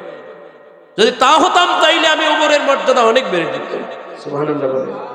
তাইলে নবীর শানে আপনি মন্তব্য করেন। আর ওমর রাদিয়াল্লাহু তাআলা আনহু নবী বলেছেন যদি আমার পরে কেউ নবী হতো লাকানা ওমর, তাইলে ওমর নবী হতেন। সেই ওমর রাদিয়াল্লাহু তাআলা আনহু বলেন যে আমার ইচ্ছা হয় আবু বকর রাদিয়াল্লাহু তাআলার বুকের একটা পশম তুল্য হোক। আচ্ছা বলেন, এখানে আমি আলিয়া, কৌমিয়া, চরমনাই, সারসিনা, সোনাকান্দা, ফুরফুরা, জৈনপুর, বাহাদুরপুর কোন দরবারের বিপক্ষে কোনো কথা বলছি, কোন ব্যক্তির বিপক্ষে কথা বলছি, নাম ধরে বলছি? এই কথাগুলো যদি কেউ বলে, আমরা যেই কয়টা দরবারেরই নাম বললাম এদের প্রত্যেকের হৃদয়ে বাজবে কিনা বলেন? নবীর শানে এমন বেয়াদবিপূর্ণ কথা বললে আমরা যারা মুসলমান নবী প্রেমিক অন্তত তাদের হৃদয়ের মধ্যে বাজার কথা কিনা বলেন? যদি না বাজে তাইলে বোঝা যাবে কি দলের মায়া আছে, নবীর মায়া নেই। বক্তাই নবীর শানে বেয়াদবি করে, তারে বাঁচানোর জন্য উল্টো তারে স্ট্যাটাস দেই, কিন্তু নবীর শানে বেয়াদবি করলো সেই কথাটা ধইরা বক্তারে কথা বলল, তারে শুধরানোর চেষ্টা করি না, বরং ওইটারে সাপোর্ট দিয়া ওইটারে কার্যকর করানোর চেষ্টা করি। তাহলে বোঝা যায় দলীয় লোকের প্রতি মহব্বত আছে, নবীর মহব্বত অন্তর। কথা বলেন, রাগ করতেছেন? আল্লাহ আমাদেরকে বোঝার তৌফিক নসিব করুক, বলেন আমিন। রাগ করছেন? আমার পীর এই কথাটা বেশি। সারসিনা দরবারের তিনজন কুতুব, আমার কলেজের টুকরা হযরত পীর সাহেব হুজুর কেবলা, মরহুম হযরত পীর সাহেব হুজুর কেবলা, দাদা হুজুর বলেন তো হুজুর এই কথাগুলো বেশি বলছেন, বর্তমান হুজুর বলেন রাগ করছেন, এই ভাষায় কথাগুলো বলেন রাগ করছেন, এইভাবে বলেন হুজুর রাগ করছেন, আপনারা বলেন আপনারা কি রাগ করছেন? আবার হুজুর বলেন এই কথা আপনাদেরকে আপন মনে কইরা বলছি, আপনারা আমার আপন মানুষ, কাছের মানুষ, এই জন্য কথাগুলো বলছি। আপনাদের কাছে বলবো না, কার কাছে বলবো? আমি আপনাদের মাহফিলে গত বছর আসছি, এই বছরও আসছি, আমার ইসলাহের জন্য বলতেছি। আপনাদের ইসলাহ করার কোন নীতি নির্ধারণ কমূলক কথা বলা, এটা আমার যোগ্যতাও নাই, কথা বলার অধিকারও আমি মনে করি নাই। আমি আমার আত্মশুদ্ধির জন্য কথাগুলো বলতেছি। যদি আপনার ভালো না লাগে, অন্তর যদি বাঁকা থাকে, বাঁকা কইরা চলে যান, আমার কোনো আপত্তি নাই। কিন্তু নবীজির প্রতি যদি আপনার বিন্দু পরিমাণ মহব্বত থাকে, অন্তরটা সোজা কইরা আপনি আলোচনা শোনেন, আশা করি আপনার কলিজায় শান্তি লাগবে। কারণ নবীজির সাথে আমাদের কারো কোনো দ্বন্দ্ব নাই। কথা বলেন ঠিক কিনা? নবীজিকে ভালোবাসি আমার জীবনের চেয়েও আমি বেশি। আল্লাহ বলছেন আন-নাবিয়্যু আওলা বিল মুমিনিনা মিন আনফুসিহিম ওয়া আজওয়াজুহু উম্মাহাতুহুম। কত কথা বলবো ভাইরা, এমনিতেই মানসিক অবস্থা খারাপ, আগেই বলেছি আপনাদের সামনে। আমার আল্লাহ বলছেন আন-নাবিয়্যু নবী, আন-নাবিয়্যু নবী। কে বলে? আপনারাও বলেন আন-নাবিয়্যু নবী, আমাদের কলিজার টুকরা প্রিয় নবীজি। আল্লাহ বলেন আন-নাবিয়্যু নবী আওলা, সবার উপরে সর্বশ্রেষ্ঠ মর্যাদার স্থানে। সুবহানাল্লাহ বলেন। বিল মুমিনিনা, কাদের কাছে? যারা নিজেদেরকে মুমিন বলে বিশ্বাস করে, নিজেরা মুমিন মনে করে। নিজে মুমিন যদি হয় তাইলে মুমিনের কাছে তাদের নবী সবচেয়ে শ্রেষ্ঠ। সুবহানাল্লাহ বলেন। কিসের উপরে, কিসের কাছে সর্বশ্রেষ্ঠ মর্যাদা? মিন আনফুসিহিম, তাদের নিজের জীবনের চেয়ে। নবী হলেন তাদের কাছে তাদের নিজেদের জীবনের চেয়েও সর্বশ্রেষ্ঠ। এরপরে আল্লাহ বলেন ওয়া আজওয়াজুহু উম্মাহাতুহুম, আর তাদের বিবিগণ হলেন উম্মতের মা। বাংলাদেশের বেশ কিছু বর্ণচোরা, বেশ কিছু জাহেলে মোরাক্কাব আলেম তৈরি হয়েছে। এরা বলে মুহাম্মদ সাল্লাল্লাহু আলাইহি ওয়াসাল্লাম আমাদের ভাই। সবাই বলেন নাই? আমার নবীজিকে তারা ভাই বলে। কেন বলে ভাই? কথা বলার থিওরি তারা বের করেছে। নবীজি বলছেন আল মুসলিমু আখুল মুসলিম, এক মুসলমান আর এক মুসলমানের ভাই। মুহাম্মদও তো মুসলমান, আমিও মুসলমান। ইন্নামাল মুমিনুনা ইখওয়া, আল্লাহ বলছেন এক মুমিন আর এক মুমিনের ভাই। যদি এটা সত্য হয় তাহলে মুহাম্মদও মুমিন, আমিও মুমিন। মুহাম্মদও মুসলমান, আমিও মুসলমান। তাইলে মুহাম্মদ আর আমি ভাই ভাই। এ ভাইয়েরা, নবী যদি আমার ভাই হয় তাইলে আল্লাহর কোরআন বলছে ওয়াজওয়াজুহু উম্মাহাতুহুম, তার বিবিগণ উম্মতের মা। আপনার আমার জন্য নবীজির স্ত্রীদেরকে আল্লাহ মায়ের তুল্য ঘোষণা করেছে। তাহলে মা যদি হয় নবীজির স্ত্রীরা, তাহলে নবী আমাদের হবেন ভাই। অন্তর এত টমাকা, নবীর প্রতি এত বিদ্বেষ ওদের, যেই কারণে আল্লাহর এই পবিত্র কোরআন দিয়ে আল্লাহ আমাদেরকে নবীজিকে বাবার সমতুল্য মর্যাদার ঘোষণা দিলেন। কথা বল, স্ত্রীরা যদি মা হয় তাহলে নবী কি হবে? অটো বুঝা না? শ্বশুর বাড়ি গেছে, আপনার স্ত্রী আপনার সাথে আপনার শাশুড়ির পরিচয় করায় দিচ্ছে।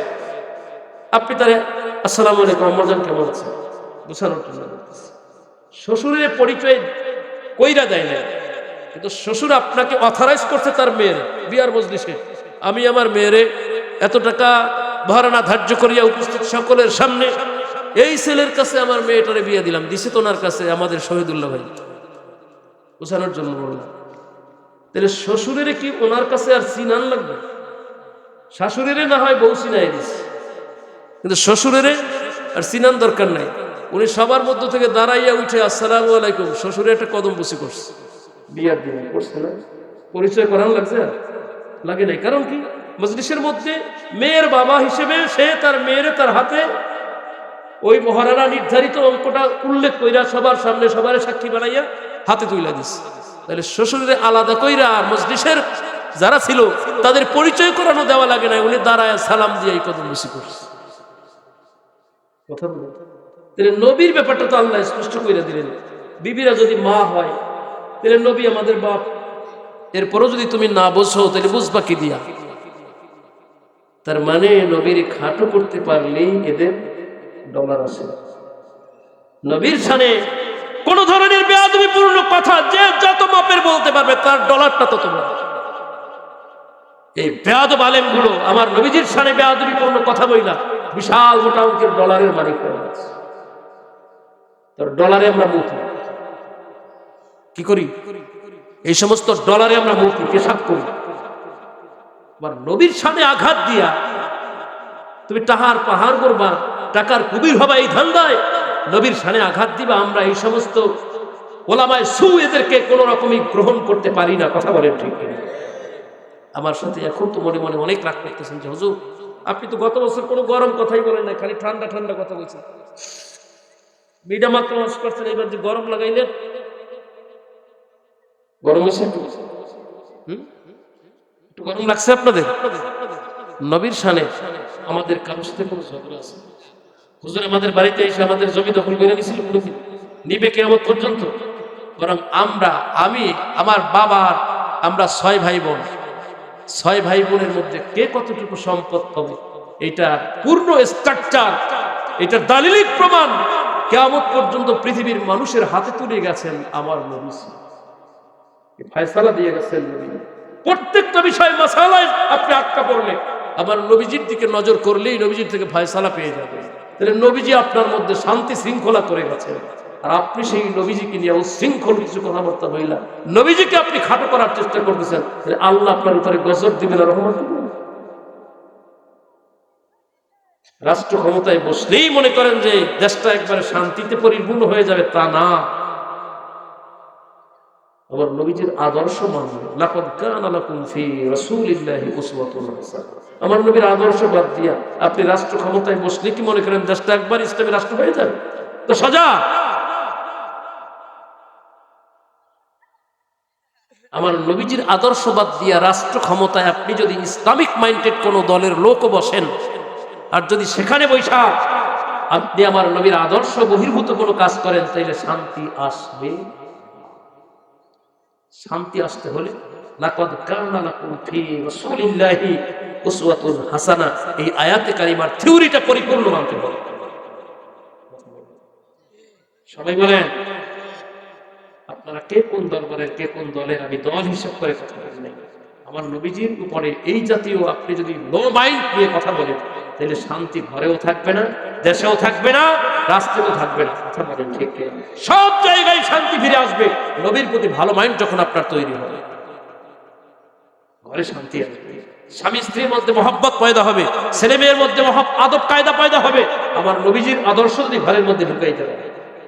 কথা বলেন ঠিক কিনা? আমার আল্লাহ আমাদেরকে সৃষ্টি করেছেন ইবাদতের জন্য। কথা বলেন ঠিক না বেঠে? মুআজ্জাজ হাজিরিন, হযরত আলী কাররামাল্লাহু ওয়াজহাহু এমন একজন মহামানব, এমন একজন মহান ব্যক্তি আলী রাদিয়াল্লাহু তাআলা আনহুর ইলম সম্বন্ধে নবীজি প্রশংসা করতে গিয়ে বলেছেন, আনা মাদিনাতুল ইলমি ওয়া আলিকুম বাবুহা, আমি হলাম ইলমের শহর আর ওই শহরের দরজা হলো হযরতে আলী রাদিয়াল্লাহু তাআলা আনহু। হুজুর আরেকটা হাদিসের মধ্যে বলেছেন, আনা মাদিনাতুল হিকমা ওয়া আলিকুম বাবুহা, আমি হলাম হিকমতের শহর আর হযরতে আলী রাদিয়াল্লাহু তাআলা আনহু হলেন তার দরজা। আলী রাদিয়াল্লাহু তাআলা আনহু যুদ্ধের ময়দানে চলে গিয়েছেন। যুদ্ধের ময়দানে চলে যাওয়ার পরে যুদ্ধ করতে করতে করতে এক পর্যায়ে হযরতে আলী রাদিয়াল্লাহু তাআলা আনহুর পায়ের মধ্যে একটা বিষাক্ত তীর এসে ঢুকে পড়েছে। ইবাদত।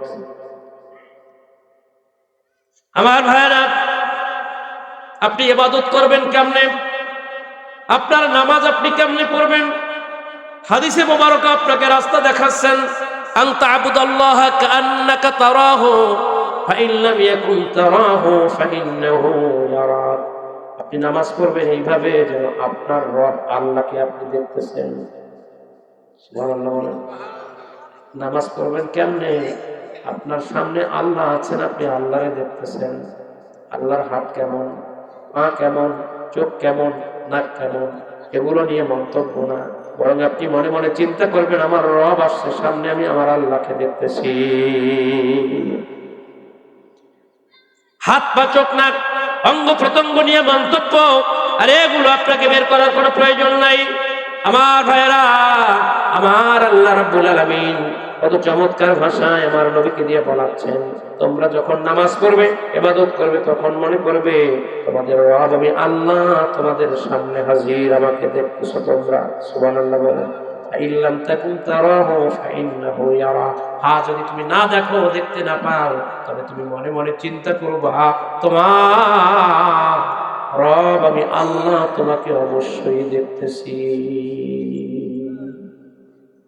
বলেন, আল্লাহ আমাদেরকে দেখেন কিনা? এখন দেখেন না। না না না, কারণ কি? আমাদের মাথার উপরে চান্দিনা আছে, এই চান্দিনার পর্দার কারণে আল্লাহ দেখেন না। যদি চান্দিনাটা প্রতিবন্ধকতা হয়, তাইলে সাত জমিন, জমিন কয়টা? আল্লাহু খালিকুস সামাওয়াতি ওয়াল আরদ ফি সিত্তাতি আইয়ামিন। আল্লাহ আসমানের 6টা স্তর, জমিনের 6টা স্তর মাত্র 6 দিনে সৃষ্টি করছেন।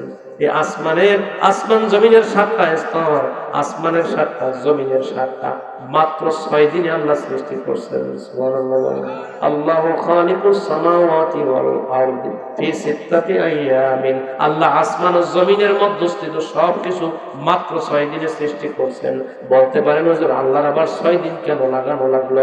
আল্লাহ তো যদি বলেন কুন ফায়াকুন, আল্লাহ বলেছেন ইন্নামা আমরুহু ইযা আরাদা শাইআন আইয়াকুলা লাহু কুন ফায়াকুন। আল্লাহ কোনো কিছু করতে চাইলে শুধু বলেন কুন, হয়ে যায়। তাইলে আল্লাহ আবার 6 দিন লাগায় আসমান জমিন এমন করে সাজাইলেন, কারণটা কি?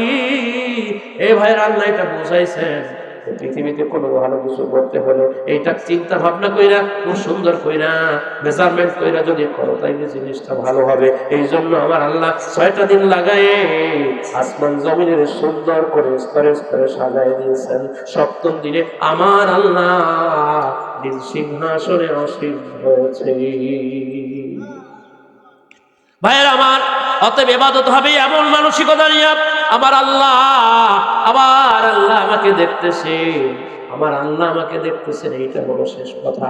আপনি আল্লাহকে দেখতেছেন, এইটা আপনার পুরাপুরি দিলের ভিতরে ইয়াকিন হয় না, আপনি আল্লাহকে দেখেন না। যেই কারণে আপনি আল্লাহকে না দেখলে মনের ভিতরে এই ধারণাটা নিবেন যে আমার আল্লাহ অবশ্যই এখন আমাকে দেখতেছে।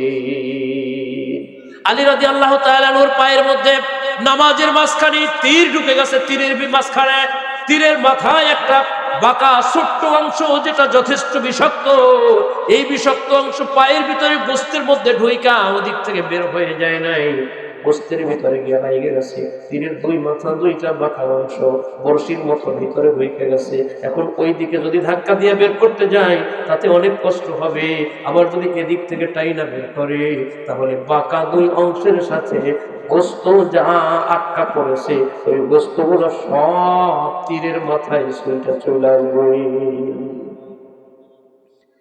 আমার ভাইরা, এই পরিস্থিতি শিকার হয়ে আবার নবীজি কলিজার টুকরা সাহাবায়ে কেরামদেরকে নিয়ে যখন যুদ্ধ নিয়ন্ত্রণ হলো, হযরতে আলী রাদিয়াল্লাহু তাআলা এই পরিস্থিতি নিয়ে সাহাবায়ে কেরামরা গবেষণা করতেছেন। আলীর অনেক কষ্ট হচ্ছে, পায়ের মধ্যে তীর ঢুকে গেছে, কেমনে তীর বের করা যায়। সাহাবীরা বিভিন্ন ধরনের কলাকৌশল করার চেষ্টা করেছেন, কেউ তীর বের করতে পারেন না। আলী রাদিয়াল্লাহু তাআলা পায়ের মধ্যে বিদ্ধ হওয়া তীর ধরে যখনই টান দেন, তখনই তিনি আহ ও শব্দ করেন, কষ্টে তার চেহারাটা কালো হয়ে যায়, রক্ত অঝরে পড়া শুরু করে দিয়েছে। হযরত আলী রাদিয়াল্লাহু তাআলা এই অবস্থার শিকার হয়ে তিনি যেন একদম নিস্তেজ হয়ে যাচ্ছেন। আলী রাদিয়াল্লাহু তাআলা চিত্র দেখা আমার মায়ের নবীজি দূরে একটু দাঁড়ায় দাঁড়ায় চোখের পানি ছেড়ে ছেড়ে কান্না শুরু করে দিলে। আলী রাদিয়াল্লাহু তাআলা চোখের পানি আর তার কষ্ট দেখা নবী নিজেও চোখের পানি ছেড়ে ছেড়ে কাঁদেন। সাহাবায়ে কেরামরা দেখে আলী রাদিয়াল্লাহু তাআলা যখন নবীজির দিকে আর করে একটু তাকায়, নবীজি আস্তে করে চেহারাটা ঘোরায় দেন যাতে আলী বুঝতে না পারে আমার নবীজি আলীর এই অবস্থা দেখে চোখের পানি ছেড়ে কাঁদেন। তাহলে আলীর কষ্ট মনে আরো বাইরে যাবে। নবীজি আর একদিকে ফিরে নিজের চোখের পানিগুলো এইভাবে বুঝতেছেন। আলী রাদিয়াল্লাহু তাআলার পায়ের মধ্যে বিদ্ধ হওয়া তীরের বিষে তিনি এতটাই কষ্ট পাচ্ছেন, চেহারাটা মলিন হয়ে গেছে। হযরত আলী রাদিয়াল্লাহু তাআলা সহ্য করতে পারতেছেন না। আলী রাদিয়াল্লাহু তাআলা এই তীরের বিষের কারণে চেহারাটা মলিন হয়ে যাচ্ছে।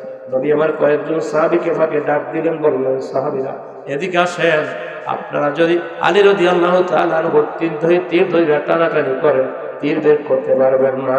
আলী রাদিয়াল্লাহু তাআলা তীর এইভাবে বের করা যাবে না, অল্প কিছুক্ষণের মধ্যেই নামাজের সময় হয়ে যাবে। আলী রাদিয়াল্লাহু তাআলা যখন নামাজে দাঁড়াবে তখন পিছন দিক থেকে আপনারা তীরটা ধরে টান দিয়া বের করবেন। নামাজে দাঁড়ালে আলী আর তীর বের করলে দুনিয়ার খবর সে জানবে না, আদৌ বুঝবে না কি করছেন, নাকি তীর বের করলেন না, আসলে কি তীর বের করলেন না, কিছুই বুঝতে পারবেন না। যেই কারণে নামাজের সময়টা হোক, নামাজের সময় হলে আপনারা তীরটা বের করে নিয়েন। নামাজের মধ্যে তারা দাঁড়াইলেন, দাঁড়ানোর পরে আমার ভাইয়েরা আল্লাহর নবী রাসূল সাল্লাল্লাহু আলাইহি ওয়াসাল্লামের কথা অনুযায়ী সাহাবায়ে কেরামদের মধ্যে বেশ কয়েকজন শক্তিশালী সাহাবীরা তারা দাঁড়ায় রইলেন, নামাজে দাঁড়ালেন না। যখনই নামাজের আজান হলো, আলী রাদিয়াল্লাহু তাআলা পবিত্র হয়ে ইকামত শুরু হয়ে যাওয়ার সঙ্গে সঙ্গে তিনি গিয়ে জামাতের পিছনে দাঁড়ায় গেলেন। নবী আবার তাকবীরে তাহরিমা বাঁধলেন, আল্লাহু আকবার বলে নবীজি নিজে যখন জামাতের ইমাম হিসেবে দাঁড়ায় গেলেন, আলী রাদিয়াল্লাহু তাআলা নবীজির পিছনে গিয়ে ইক্তদা করলেন, তিনিও দাঁড়ায় গেলেন। নবীজির পিছনে নামাজে দাঁড়ানোর পরে সাহাবায়ে কেরামরা আগেই নবীজির কথায় প্রস্তুতি নিয়ে রেখেছেন। নামাজের মধ্যে দাঁড়ানো আলী রাদিয়াল্লাহু তাআলা নূর পিছনে গিয়া তার পায়ের ভিতরে তীরের বাট ধইরা, তীরের বর্ধিত অংশ মাথা ধইরা টানাটানি করবেন। মনে মনে চিন্তা করেন, সাধারণভাবে টান দিলে তীর বের হবে না, কারণ তীরের দুইটা বাঁকা মাথা তার পায়ের গোস্তের ভিতরে গিয়ে আটকা পড়ছে। এটা কাইটা বের করতে হবে, নতুবা জোরে টান দিতে হবে। নবী আবার বলছেন, যখন নামাজে দাঁড়ায় যাবে তখন জোরে টান দিয়া বের করতে হবে, নতুবা তার পায়ের থেকে তীর বের করা যাবে না। এই কারণে সাহাবায়ে কেরামদের মধ্যে শক্তিশালী দুই একজন সাহাবী গিয়ে পিছনে দাঁড়াইলেন। একজন সাহাবী আলী রাদিয়াল্লাহু তাআলা পায়ের দিকে একটা পা এরকম দিয়া টান দিয়া যাতে খুব দ্রুত বের করতে পারেন, একটা পা সামনের দিকে দিয়া আর একটা পা নিজের নিয়ন্ত্রণে রাখা তীরটের দুইটা হাতে ধইরা মনে মনে চিন্তা করতেছেন, আস্তে আস্তে টান দিলে তো কাজ হবে না, টানটা খুব জোরে সরে দিতে হবে, নিজের দৈহিক শক্তি সব প্রয়োগ কইরা এই জায়গার মধ্যে টান দিতে হবে। জোরে একটা টান দিছে, এক টানের সঙ্গে আলী রাদিয়াল্লাহু তাআলা পায়ের বড় একটা গোস্তের টুকরা সহ তীরটা বের হয়ে আসছে। আমার ভাইরা,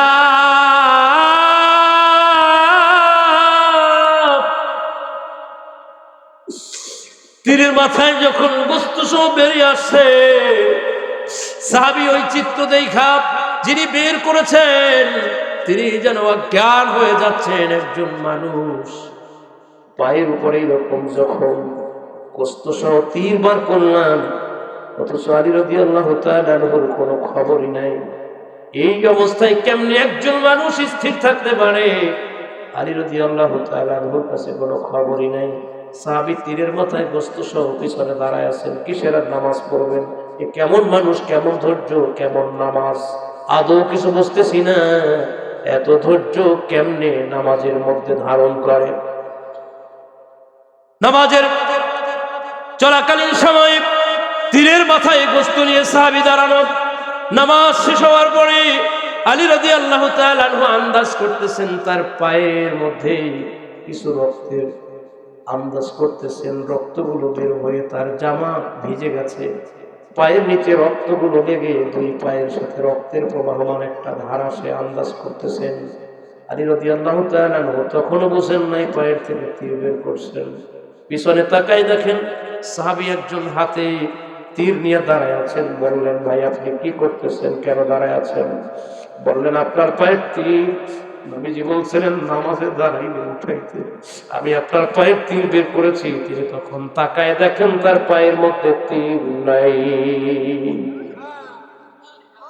হযরত আলী রাদিয়াল্লাহু তাআলা আনহু এই অবস্থার প্রেক্ষিতে তিনি বললেন, ভাই তীর আপনি কখন বার করলেন? বললেন, আপনি যখন নামাজে তাহরিমা বেঁধে দাঁড়িয়ে গেছেন তখন আমি তীরটা বের করেছি। বললেন আলী রাদিয়াল্লাহু তাআলা আনহুকে, ও ভাই আলী, আমি তীরটাকে এত জোরে টান দিয়েছি, আমি মনে করেছিলাম আপনার তাহরিমা ছুটে যাবে, আপনি নিজেও পিছনে মনে হয় ছিটকে পড়ে যাবে।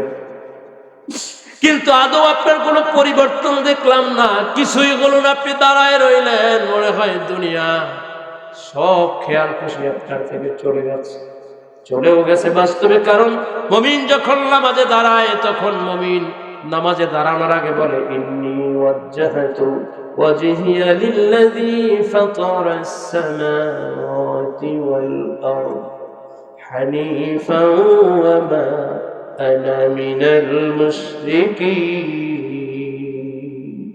মুমিন বান্দা দুনিয়ার সমস্ত কিছুকে উপেক্ষা কইরা একমাত্র আল্লাহর সন্তুষ্টির জন্য নামাজে দাঁড়িয়ে যায়। আল্লাহর সন্তুষ্টির জন্য যখন নামাজে দাঁড়ায় তখন দুনিয়ার কোনো খেয়াল মুমিনের মধ্যে আদৌ থাকে না। কথা বলেন। আলী রাদিয়াল্লাহু তাআলা আনহু বললেন, ভাই আমি সত্যিই কিছু আন্দাজ করতে পারি না। সাহাবী বললেন, এমন মানুষ কেমনে হয়? শরীরের যখন রক্ত গোস্ত সহ তীর বের হয়ে আসলো, এরপর আপনি আদৌ কিছু আন্দাজ করতে পারেন নাই? এইরকম কেমনে মানুষের চরিত্র হতে পারে? নবী আমার জানাই দিলেন, আনতা আবুদাল্লাহ কান্নাকা তারাহু ফাইন লাম ইয়াকুন তারাহু ফাইন্নাহু ইয়ারাক। ও আমার সাহাবীরা, আমি নিজেই তো তোমাদেরকে বলেছি তোমরা এমন ভাবে নামাজ পড়ো যে তুমি তোমার রব আল্লাহকে দেখতেছ। যদি তা মনে করে নাই করতে পারো তাহলে এটা মনে মনে তোমরা গ্রহণ করো, এটা মনে মনে বুঝতে থাকো যে তোমাদের রব আল্লাহ অবশ্যই তোমাদেরকে দেখতেছেন। ধরে নাও আলী রাদিয়াল্লাহু তাআলা আনহুর নামাজটা এইরকম। সুবহানাল্লাহ। আল্লাহর সামনে দাঁড়িয়েছে, আল্লাহকে দেখতেছে। আর যদি আল্লাহকে না দেখে তাহলে আল্লাহ আমাকে দেখতেছেন, এই মানসিকতা নিয়ে যখন সে নামাজে দাঁড়ায়ছে তখন দুনিয়ার সব খেয়াল তার থেকে হতে গেছে। সুবহানাল্লাহ। মুআজ্জাজ হাজিরিন, মাইকের অবস্থা গত বছরের চেয়ে খুব বেশি ভালো। কারণ একটু জোরে আওয়াজ দিলেই আর মাইকের আওয়াজ থাকে না, তখন আমার গলারটা মাইকে থাকে, হ্যাঁ আমারে দেয় না। যে কারণে এই মাইকে কথা বললে ভাই আমাদের কষ্ট হয়, আর টানা সফর করলে মাইক ভালো না হলে অনেক কষ্ট হয়। একদিন কথা বইলা যদি কণ্ঠটারে এইখানে শেষ করে দেয় তাহলে কালকে মানুষের হক কেমনে আদায় করবে, কালকে যাইতে পারবো কিনা তাও জানি না। আমি আগে বলেছিলাম আপনাদের কাছে আমার বাবা খুব অসুস্থ, খুব অসুস্থ, যেই কারণে আমি গাড়ি নিয়ে আসছি। কথা ছিল এখান থেকে ঢাকা যাবে, এরা হাফেজ সাহেবের জন্য টিকিট কাটার জন্য উদ্যোগ নিছিলেন, আমার টিকিট কেটে দিবে। আমাকে বলছেন, হুজুর ঢাকার টিকিট কি কাটবো? আমি বলছি টিকিট কাটা দরকার নেই, আপাতত একটু ধৈর্য ধরেন। আমার বাড়িতে যাওয়া লাগবে, আব্বা অসুস্থ। আমার বাবা, সংক্ষিপ্ত একটু পরিচয় দিই, আমার বাবা কেমন বাবা, আমি কোন বাবার সন্তান। আমার আব্বা 100% একজন আল্লাহর ওলি, এতে কোনো সন্দেহ নাই। বেশ কয়েকটা অলৌকিক ঘটনা তাকে দিয়ে ইতিপূর্বে ঘটেছে, তন্মধ্যে একটা আমি বাস্তব সাক্ষী। আপনাদের কষ্ট হবে না তো? এখানে যারা আছেন আব্বা আম্মা আছে, কাতার, আমিও এখন বেশি আলোচনা করব না, আব্বা আম্মা আছে, তাজিম করুন। 2013 সালে প্রথম হজে গিয়েছি। 23 সালের হজে যখন আমি যাব, 19-এ গেছি, 23-এ গেছি, মাঝখানে তো করোনা আটকাইছে। আমি যখন 23-এ হজে যাব, বাড়িতে একটু দোয়ার আয়োজন করছি, বাড়িতে মিলা দোয়া, স্থানীয় আলেম ওলামা, আত্মীয় স্বজন, প্রতিবেশীদেরকে দাওয়াত করছি, এরা আসছে মেহমানদারির জন্য ব্যবস্থা করছি। তো জোহরের নামাজের আগে গোসল করতে ঢুকছি, গোসলখানায় ঢুকছি, গোসল করে বের হবে। মা প্রতিনিয়ত গরম পানি দিয়ে গোসল করে, একটা বালতিতে মায়ের গোসলের জন্য গরম পানি অজুখানার বাহিরে, অর্থাৎ গোসলখানার বাহিরে বালতির মধ্যে মারাই খেয়ে গেছে। আমি গোসল করে বের হচ্ছি, সিঁড়ির তাকে দেখি ওই যে গোসল করছি তখন পানি ছিটে পড়ছে। গ্রামের বাড়িতে ধুলাবালি আছে, পানি পড়লে কাদা হয়ে যায়। তো গোসল করে বের হয়েছে, সিঁড়িতে যখন পা দিছি তখন দেখি যে পায়ের নিচে কাদা লাগছে। এখন এই কাদা ধুইয়া তারপরে জুতা পায়ে দিতে হবে। এই জন্য আবার ভিতরে ঢুকলো, দরকার কি, সামনে তো পানি, দেখি পানি, পানি তো গরম পানি, আমি তো জানি না। গোসল করে বের করছি, আমি ওই বালতিতে পানি যাচ্ছিল হাতে ধইরা পুরা পানিটা 2 পায়ের উপরে ছেড়ে দিচ্ছি, পুরো ফুটন্ত পানি। আল্লাহর কসম খেয়ে বলি, পানিটা ছাড়ার সঙ্গে সঙ্গে আমার মনে হয় যেন আমার কলিজাটা ছিঁড়ে গেছে, পড়তেছে কলিজা, মনে হয় যেন আগুনে যেইভাবে জ্বলে পা দুইটা এইরকম জ্বালা করা শুরু স্থির হয়ে গেল। ইন্না লিল্লাহি বলে সামনে একটা লাফ দিয়ে গেল। তো মা বুঝতে পারছে, মা এই কথাটাই বলছে, ল্যাঙ্গুয়েজ এইটাই করছে, যা মনে মনে ভাবছিলাম তাই হয়ে গেল, যা ভাবছিলাম তাই হইল।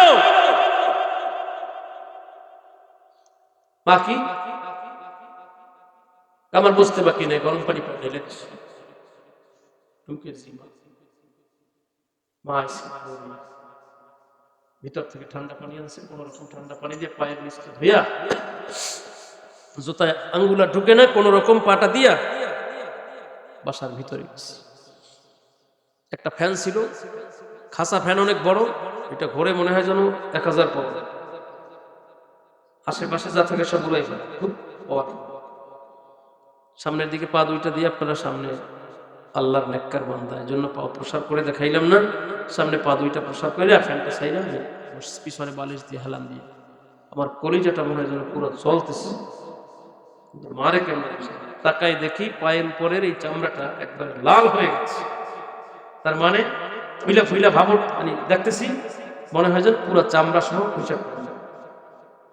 আমার কলিজার ভিতরে এমন একটা কষ্ট তখন, আল্লাহ আমি হজে যাব মাত্র 1 সপ্তাহ, এই মুহূর্তে পায়ের এই চিত্র যদি হয় তাইলে আমার হজ ক্যান্সেল, আমার টিকিট বাতিল, আর এই মুহূর্তে আমার পরিবর্তে কাউরে নেবে তাও সম্ভব না, কি হবে, আমি তো আর যেতে পারবো না। আর হজের যদি কার্যক্রম শেষ হয়ে আগের দিন কোনো না কোনো কারণে যে কেউ যদি যেতে না পারে, নবীর প্রেম যদি হৃদয়ের মধ্যে থাকে, তাহলে তার কি অবস্থা হয় সেটা আপনি বুঝতে পারবেন। যাওয়া হবে না, এখন যে চিত্র মনে মনে ভাবতেছি, আর যাওয়া এবছর হবে না, আর এই বছর যদি মাইর খাই সামনে মনে হয় আর হবে না।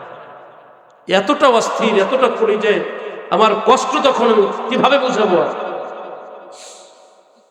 মনে মনে চিন্তা করতেছে, যাই হয় হোক, জোহরের নামাজের সময় তো অতিক্রম হয়ে যাবে, পা দুইটা সামনের দিকে প্রসার কইরা আমি নামাজের তাহারিমা ওইভাবেই বাইনা হয়েছি, সুন্নাত পড়তেছি,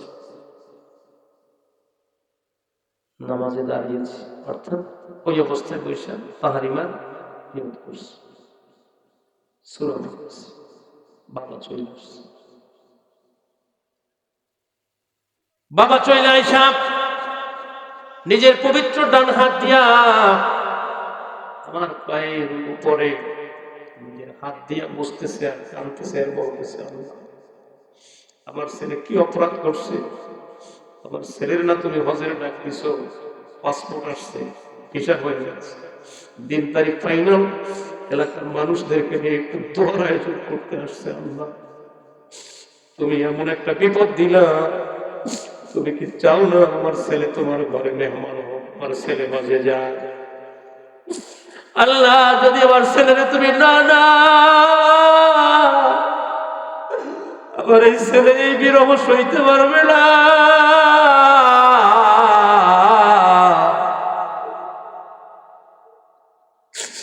তুমি আমার ছেলে তোমার ঘর থেকে বঞ্চিত করবে, তোমার ঘরের মেহমান হিসেবে তুমি কবুল কইরা আল্লাহ তার এই গজবের কারণে, তার এই বিপদের কারণে তারে আটকাইয়া দিবে। বাবা হাত দিয়া পায়ের উপরে ডলে আর চোখের পানি ছেড়ে ছেড়ে কান্দে।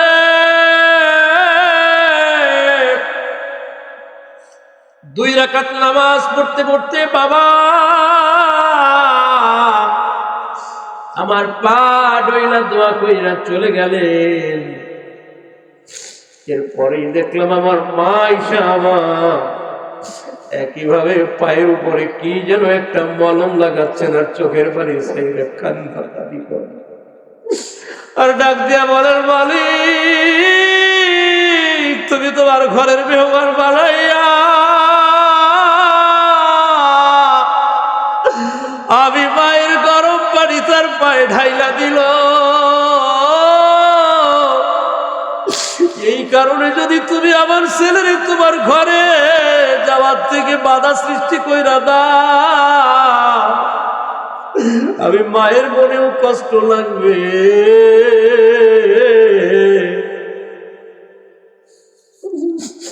যে আমি যদি গরম পানি না রাখতাম আমার ছেলের এই কষ্ট হতো না, হজে যাওয়ার থেকেও তাকে বঞ্চিত থাকা লাগতো। মা কান্দে আর বাবাও কান্দে, 2 জন দাঁড়ায় দাঁড়ায় কান্দে। হৃদয়ের হাতগুলা রব্বে কারিমের দরবারে উপস্থাপন কইরা ডাকে আর বলে, মালিক, আমার ছেলেরে তুমি হজে নাও, তুমি মরারে জিন্দা করতে পারো, জিন্দারে মারতে পারো। আল্লাহ, আমার ছেলের পায়ে আগুন, উত্তপ্ত পানি তুমি যদি চাও ঠান্ডা কইরা দিতে পারো, তুমি চাইলে পানিরে ঠান্ডা কইরা আমার ছেলেরে আল্লাহ পা সুস্থ রেখা হজে নিতে পারো, কেউ তোমারে প্রশ্ন করবে না গরম পানি দ্বারা কেন আমার ছেলের ক্ষতি হলো না। আমার ভাইরা, ভাইরা, আল্লাহর কসম, আমি 2023 সনের সেই হজের জন্য নামাজের মধ্যে আমি তাহারি বাবা দা অবস্থায় নামাজ শেষ করতে না করতে মার বাবা এই দোয়া চলাকালীন সময়ে আমি আন্দাজ করতেছি আমার পায়ের মধ্যে মনে হয় আল্লাহ ব্যবস্থাপনায় কোনো মেডিসিন মাখা হচ্ছে।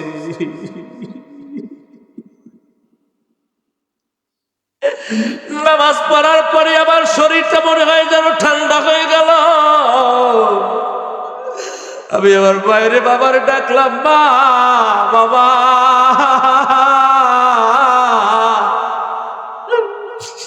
আমার কাছে ভালো লাগতেছে, আমার মনে হয় কোনো ক্ষতি হবে না।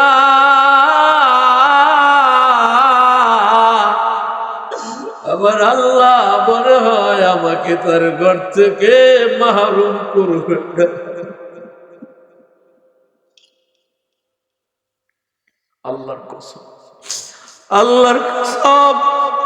আসরের নামাজ, জোহরের সময়ের এই ঘটনা, আসরে গিয়া মসজিদে জুতা পায়ে দিয়ে গেছি, গিয়া মনে মনে আমার সাহস হইতেছে আমি পায়ের উপরে বৈশা নামাজ পড়তে পারবো। তার মানে আমরা যখন বৈঠকে বসি, 2টা বৈঠক করি না, 4 রাকাত, বলেন আমি বৈঠকে যে বসবো, আমার ধারণা আমি বাম পায়ের উপরে বৈশা ডান পা জাগাইয়া, ওই যে আমরা ডান পা ভাইগা রাখি, আমি এইভাবে বাম পায়ের উপরে বসতে পারবো, এটা আমার ধারণা হলো। তো তারপরে বসছি, বৈশা আস্তে আস্তে চাপ দেই তো দেই না, দেই তো দেই না, টেস্ট করতেছি আসলে ঘটনাটা কি, মেডিসিন কোনটা লাগবে। আল্লাহর কসম নামাজ সেইভাবে পড়লাম, মাগরিবের নামাজের সময় আমার এলাকার অনেক ওলামায়ে কেরামরা আসলেন, তাদের সামনে কথাটা বলেছি। আমি সেই বাবার ঘরে জন্মগ্রহণ করেছি, আমার সেই বাবা আজকে বিছানায় পড়া। আমি আপনাদের কাছে আর একটা কথা বলবো, আর সামনে কিছু বলবো না। আমার বাবা 2013 সালে যখন প্রথম আমি হজ করে আসছি, এইটা আমার মনে হয় পৃথিবীতে কোনো সন্তানের জন্য কোনো বাবা করছেন কিনা তা আমার জানা নেই। আমার বাবা আমার জন্য যেটা করছে, আমার কলিজাটা কেন কাঁদে আজকেও যখন কথা বলে না, দুপুর থেকে একদম বাকশক্তিহীন কথা বলে না। আমি গিয়ে ডাক দিছি, আমার ছোট্ট বোনটার পাশে বসে, আব্বা আমার, এবার ছোট বোনটায় দাদা ডাক, আব্বা মাহফিল আছে যাইব?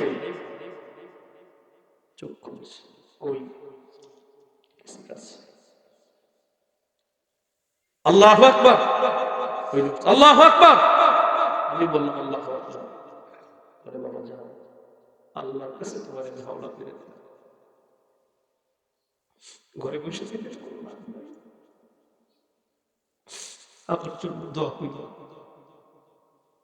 অসুস্থ বাবার কদম বুঝে করলাম, মাথাটা নোয়াই দিলাম, বলবো আমার একটু ফু দেন, মুখ হা করছে, ফু বের হয় না।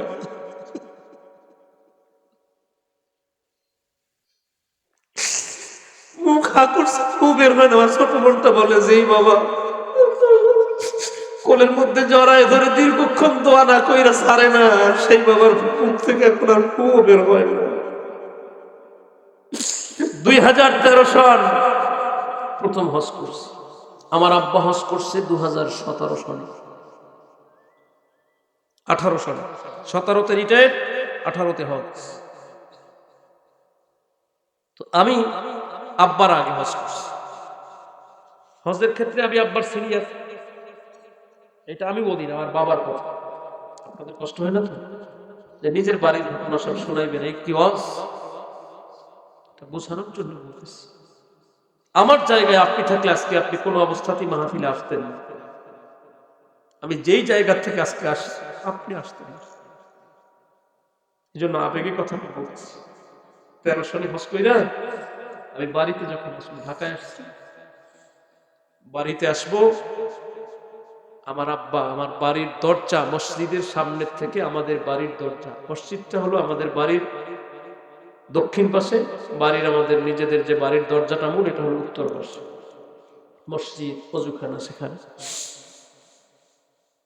তো আমার আব্বা মসজিদের পাশেই ছোট্ট একটা খালি, খালের এপার থেকে শুরু করে আমাদের বাড়ির দরজা এই পাশে, উত্তর পাশে আরো বেশ কিছু জায়গা নিয়ে আর একটা খাল, সেখানে আবার একটা সরিষ আছে।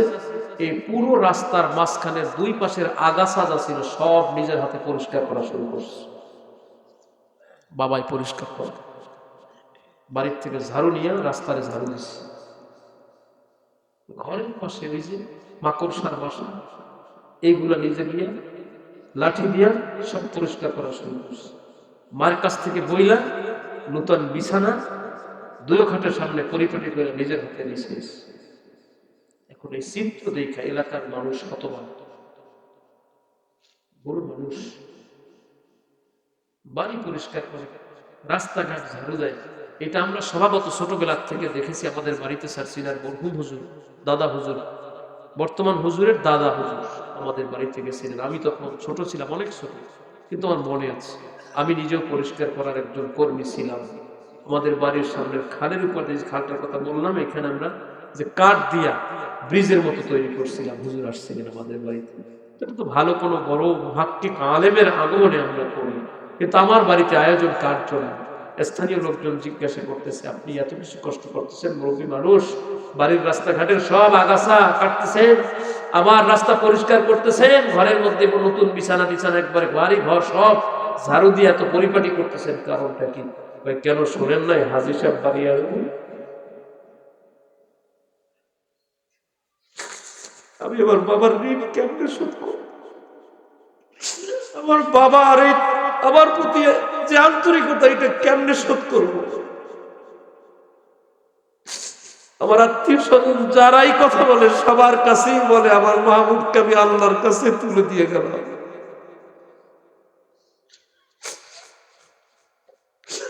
আমি ওরে আল্লাহর কাছে পৌঁছায় দিয়ে গেলাম, আমার নবীর কাছে হাওলা করে দিলাম।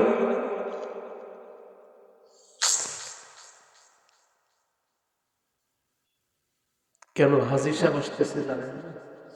কোন হাজী সাহেব? কেন শুনেন নাই? আমার ছেলে যে হজ করছে, এটা আপনার ছেলে? ছেলে ঠিক আছে, আমার বংশের মধ্যে প্রথম গিয়ে মক্কাতুল মুকাররমায় পৌঁছে, মক্কার মাটিতে প্রথম গিয়ে সে পা রাখছে, নবীজির রওজা শরীফে গিয়ে আমার আগে সালাম দিছে। আমি আমার ছেলের তাজিমে বাড়ি পরিষ্কার করি নাই, আমার নবীর রওজা জিয়ারত করে একজন হাজীর সম্মানে এগুলো করেছি। এটা আমার বাবার অনুভূতি। বলেন এই বাবা যদি ফাঁকি দিয়ে চলে যায় কেমনে মারা যায়? জীবনে কোনোদিন বাবা একটা ধমক দেয় নাই, কোনোদিন বাবা একটা ধমক দিয়ে কথা বলে নাই। প্রায় বলে বাবা তুমি আমার চেয়ে অনেক বড় সম্মানী মানুষ। আমি বলছি বাবা কিচ্ছু না, আমি আপনার ছেলে। কয় না আল্লাহ তোমারে বড় বানাইছে। আমি কথাগুলো এই জন্য বললাম, আমার ভাইরা যাদের মা বাবা ঘরে আছে, মা বাবার তাজিম করেন, সম্মান করেন। আসার সময় বাবার কদমবসি করেছি, মায়ের কদমবসি করেছি। আমি আমার মায়ের পায়ের নিচে একাধিকবার চুমু খেয়েছি, বাবার পায়ের নিচে একাধিকবার চুমু খেয়েছি, দোয়া পেয়েছি, অনেক দোয়া পেয়েছি, এখনো পাচ্ছি। বলে যাচ্ছেন বাবা আমার ছেলে ওরে আল্লাহ কোনো জায়গায় ঠকাইবে না, কোনো জায়গায় বিপদে রাখবে না, ওর ভবিষ্যৎ অনেক ভালো। এই দোয়াটা বাবার থেকে মৃত্যুর আগে যদি রাখা যায়, এর চেয়ে বড় সম্পদ আর কিছু আছে বলো? দুনিয়ার টাকায় কি হয়, সম্পদে কি হয়? ভাই আমার ভাইয়েরা, আমি আর আলোচনা করব না। জানি না বাড়ির কি অবস্থা, বাড়িতে যদি কোনো দুর্ঘটনাও ঘটে তাইলে কৌশলে আজকে আমাকে তারা কেউ ফোন দিবে না। ওই যে একজনে মেসেজ করতেছে আমার এলাকার এক মসজিদে ইমাম সাহেব, নানার শরীর কেমন আছে? তো আপনাদের এই মাহফিল এই কত বছর পর্যন্ত? 12তম মাহফিল। 12তম মাহফিল। আর আমি আসলাম 2 বছর। জানি না আমার পাগলা শহীদ ভাই আমার কি করবে। আর আমি তার বাড়িতে থাকবো, বলছিলাম আমার সাথে দেখেন আমাকে মাইনাস করা যায় কিনা, কয় না হ্যারেস আর হবে সব তো আর এক কাছের বন্ধা মাহফিল হইতে না আপনারই।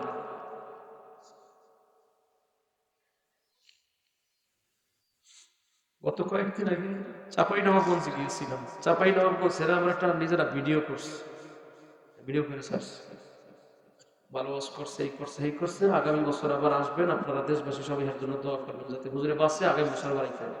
এটা ভিডিও করে ছাড়ছি।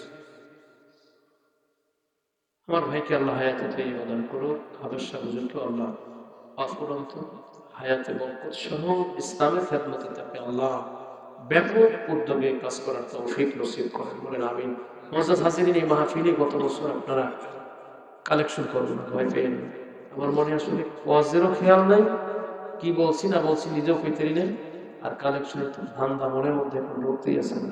গত বছর আপনারা এই মাহফিলের জন্য মনে হয় অনেকেই স্বীকৃতি দিয়েছিলেন, আমার যা মনে পড়ছে। বার্ষিক মাহফিলে আপনারা কিছু খেদমত করবেন, এরকম মনে হয় কিছু মানুষ গত বছর আপনারা স্বীকৃতি দিয়েছিলেন। স্বীকৃতি দেওয়ার পরে আপনারা টাকাও দিয়েছেন, এটা আমি শুনেছি। আসার পরে আমাকে বলেছে যে গত বছর যারা স্বীকৃতি দিয়েছে তারা আলহামদুলিল্লাহ প্রায় লোকই টাকা দিচ্ছে। কিছু সংখ্যক লোক হয়তো খেয়াল নাই, অথবা আমি আমার শহীদ ভাইকে দোষারোপ করব। কাছের মানুষ তো, নিজের মানুষের উপরে কথা বলতে ইতস্তত করা লাগবে। ভাই মনে হয়তো যাইতে পারেন, ব্যর্থতা তার, এই জন্য হয়তো স্বীকৃতি যারা দিচ্ছে তাদের থেকে লইতে পারেনি। এটা যিনি স্বীকৃতি দিচ্ছেন তার ব্যর্থতা না, বরং স্বীকৃতি দিচ্ছেন তার সফলতা আপনি আনতে পারেন নাই, আপনার ব্যর্থতা। এটা আমি বলি বলেন, আপনি তার কাছে হয়তো যান নাই, আপনার লোক হয়তো ঠিক মতো পাঠান নাই, সময় মতো বলতে পারেন নাই, গেছেন বিপদের সময়, ভালো সময় যান নাই। মানুষের দিন তো সবসময় এক ধরনের যায় না, কথা বলেন। অতএব আমরা যারা স্বীকৃতি দিয়েছিলাম গতবার একটা, এবছর যদি মাহফিল হয়েই যাচ্ছে, এখন আর আগামী বছরেরটা যদি আপনি না পারেন, আমার ভাইয়ের পক্ষে ক্ষমা করে দিবেন। গতবার যেটা আপনারা স্বীকৃতি দিয়েছিলেন, যারা এই পর্যন্ত দিয়েছেন, যে মাহফিল এখনই শেষ হয়ে যায়, মোনাজাত দিনই তো এই বছরের মাহফিলের কার্যক্রম শেষ। ঋণ টিন যদি থাকে, যদি আপনারা শোনেন, যদি কারো মনে দয়া হয়, 1000, 2000, 500 টাকা দিয়ে ভাইয়ের ঋণটা পরিশোধ করে দিয়ে 10-এর লাঠি, 1-এর, এগুলো আমাদের জন্য শিক্ষণীয় বিষয়। আমরা কথাগুলো মনে করি সাধারণ, কিন্তু বাস্তবতা তো এমন। 10 জন মানুষ যদি একটা একটা করে লাঠি হাতে নেয়, তাহলে একজনের জন্য একটা লাঠি হাতে নেওয়া কি কষ্টের কাজ? আর যদি 10টারে একসাথে বাইধা দেন, কতক্ষণ এই কাঁধে, কতক্ষণ এই কাঁধে, এরপরে ওরে মা ওরে বাবা, কতক্ষণ কাঁধের উপরে, এরপরে পারে না। কথা বলেন, 80 কেজির একটা বস্তা যদি কারো ঘাড়ের উপরে চাপায় দেন, আর যদি 90 বছরের বুড়া মানুষ হয়, তার কি কষ্ট হইবে না শান্তি লাগবে? রাস্তায় আসবে আর মনে মনে গালি দেবে, এমন বাড়ির কামনা শুরু করছি, এবং কোনো মানবতা বলতে নাই। আমার মতো বইরা মানুষের ঘরে 90 কেজির চাউল উঠাই দিছে, ও কি মানবতা নাই? অন্তত 3টা বস্তা 3-30 কইরাও যদি দিত, তাইলে তো কষ্টটা কম হইতো। তাও বুঝলো না, 90 একবারে, যে অবস্থা বুঝে কাজ করতে হবে। একটা মানুষের ঘাড়ে চাপাই দিলেন, এই মাহফিল করে নাসর বান্দা, এত সুন্দর মাহফিল প্যান্ডেল করছে, মাইক করছে, আবার খাবারের আয়োজন আছে। এটা আমাদের একটা ঐতিহ্য। সারসিনা দরবারের সব বড় বড় প্রোগ্রাম গুলো তো মেহমানদারি হয়। এই যে রমজান মাসে সারসিনার মাহফিল আসতেছে, ফাল্গুন মাসের বড় মাহফিল, এই হাজার হাজার না লক্ষ লক্ষ মানুষের ইফতারি সেহরির খাবার ব্যবস্থা হচ্ছে হবে, আলহামদুলিল্লাহ। কাজী আপনি এই মাহফিলে, একটা ক্ষুদ্র মাহফিল, এলাকার মধ্যে এত সুন্দর মাহফিল, আমার ভাইকে একটু শক্তিশালী করার জন্য, ভাইকে একটু সহযোগিতা করার জন্য আপনারা কি রাজি আছেন?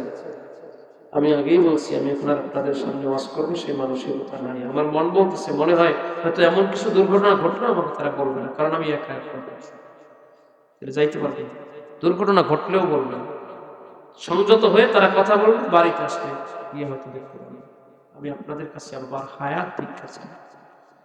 কয়েকদিন আগে দোয়া করছি, মিলাদ করছি, এই অসুস্থ মানুষটা ইমানি জজবে দাঁড়ানোর জন্য খুব ফালাফালি শুরু করছে।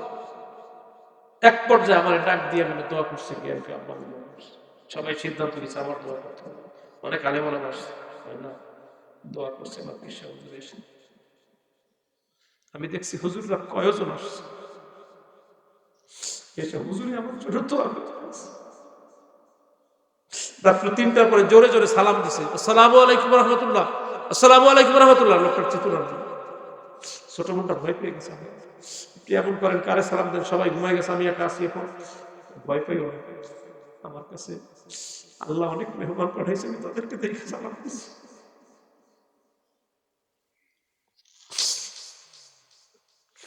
আবারও বলি, আপনারা দোয়া করেন। আমি আইসাই জিজ্ঞাসা করছি, হাবেজ সাহেবের আব্বার কি অবস্থা, আসলো না কেন? সেও নাকি অসুস্থ, বিছানা আসতে পারে। এমনি তো অসুস্থ মানুষ, আরো অসুস্থ হয়ে পড়েছেন। দোয়া করেন আল্লাহ যেন তাকেও হায়াতে তৈয়ব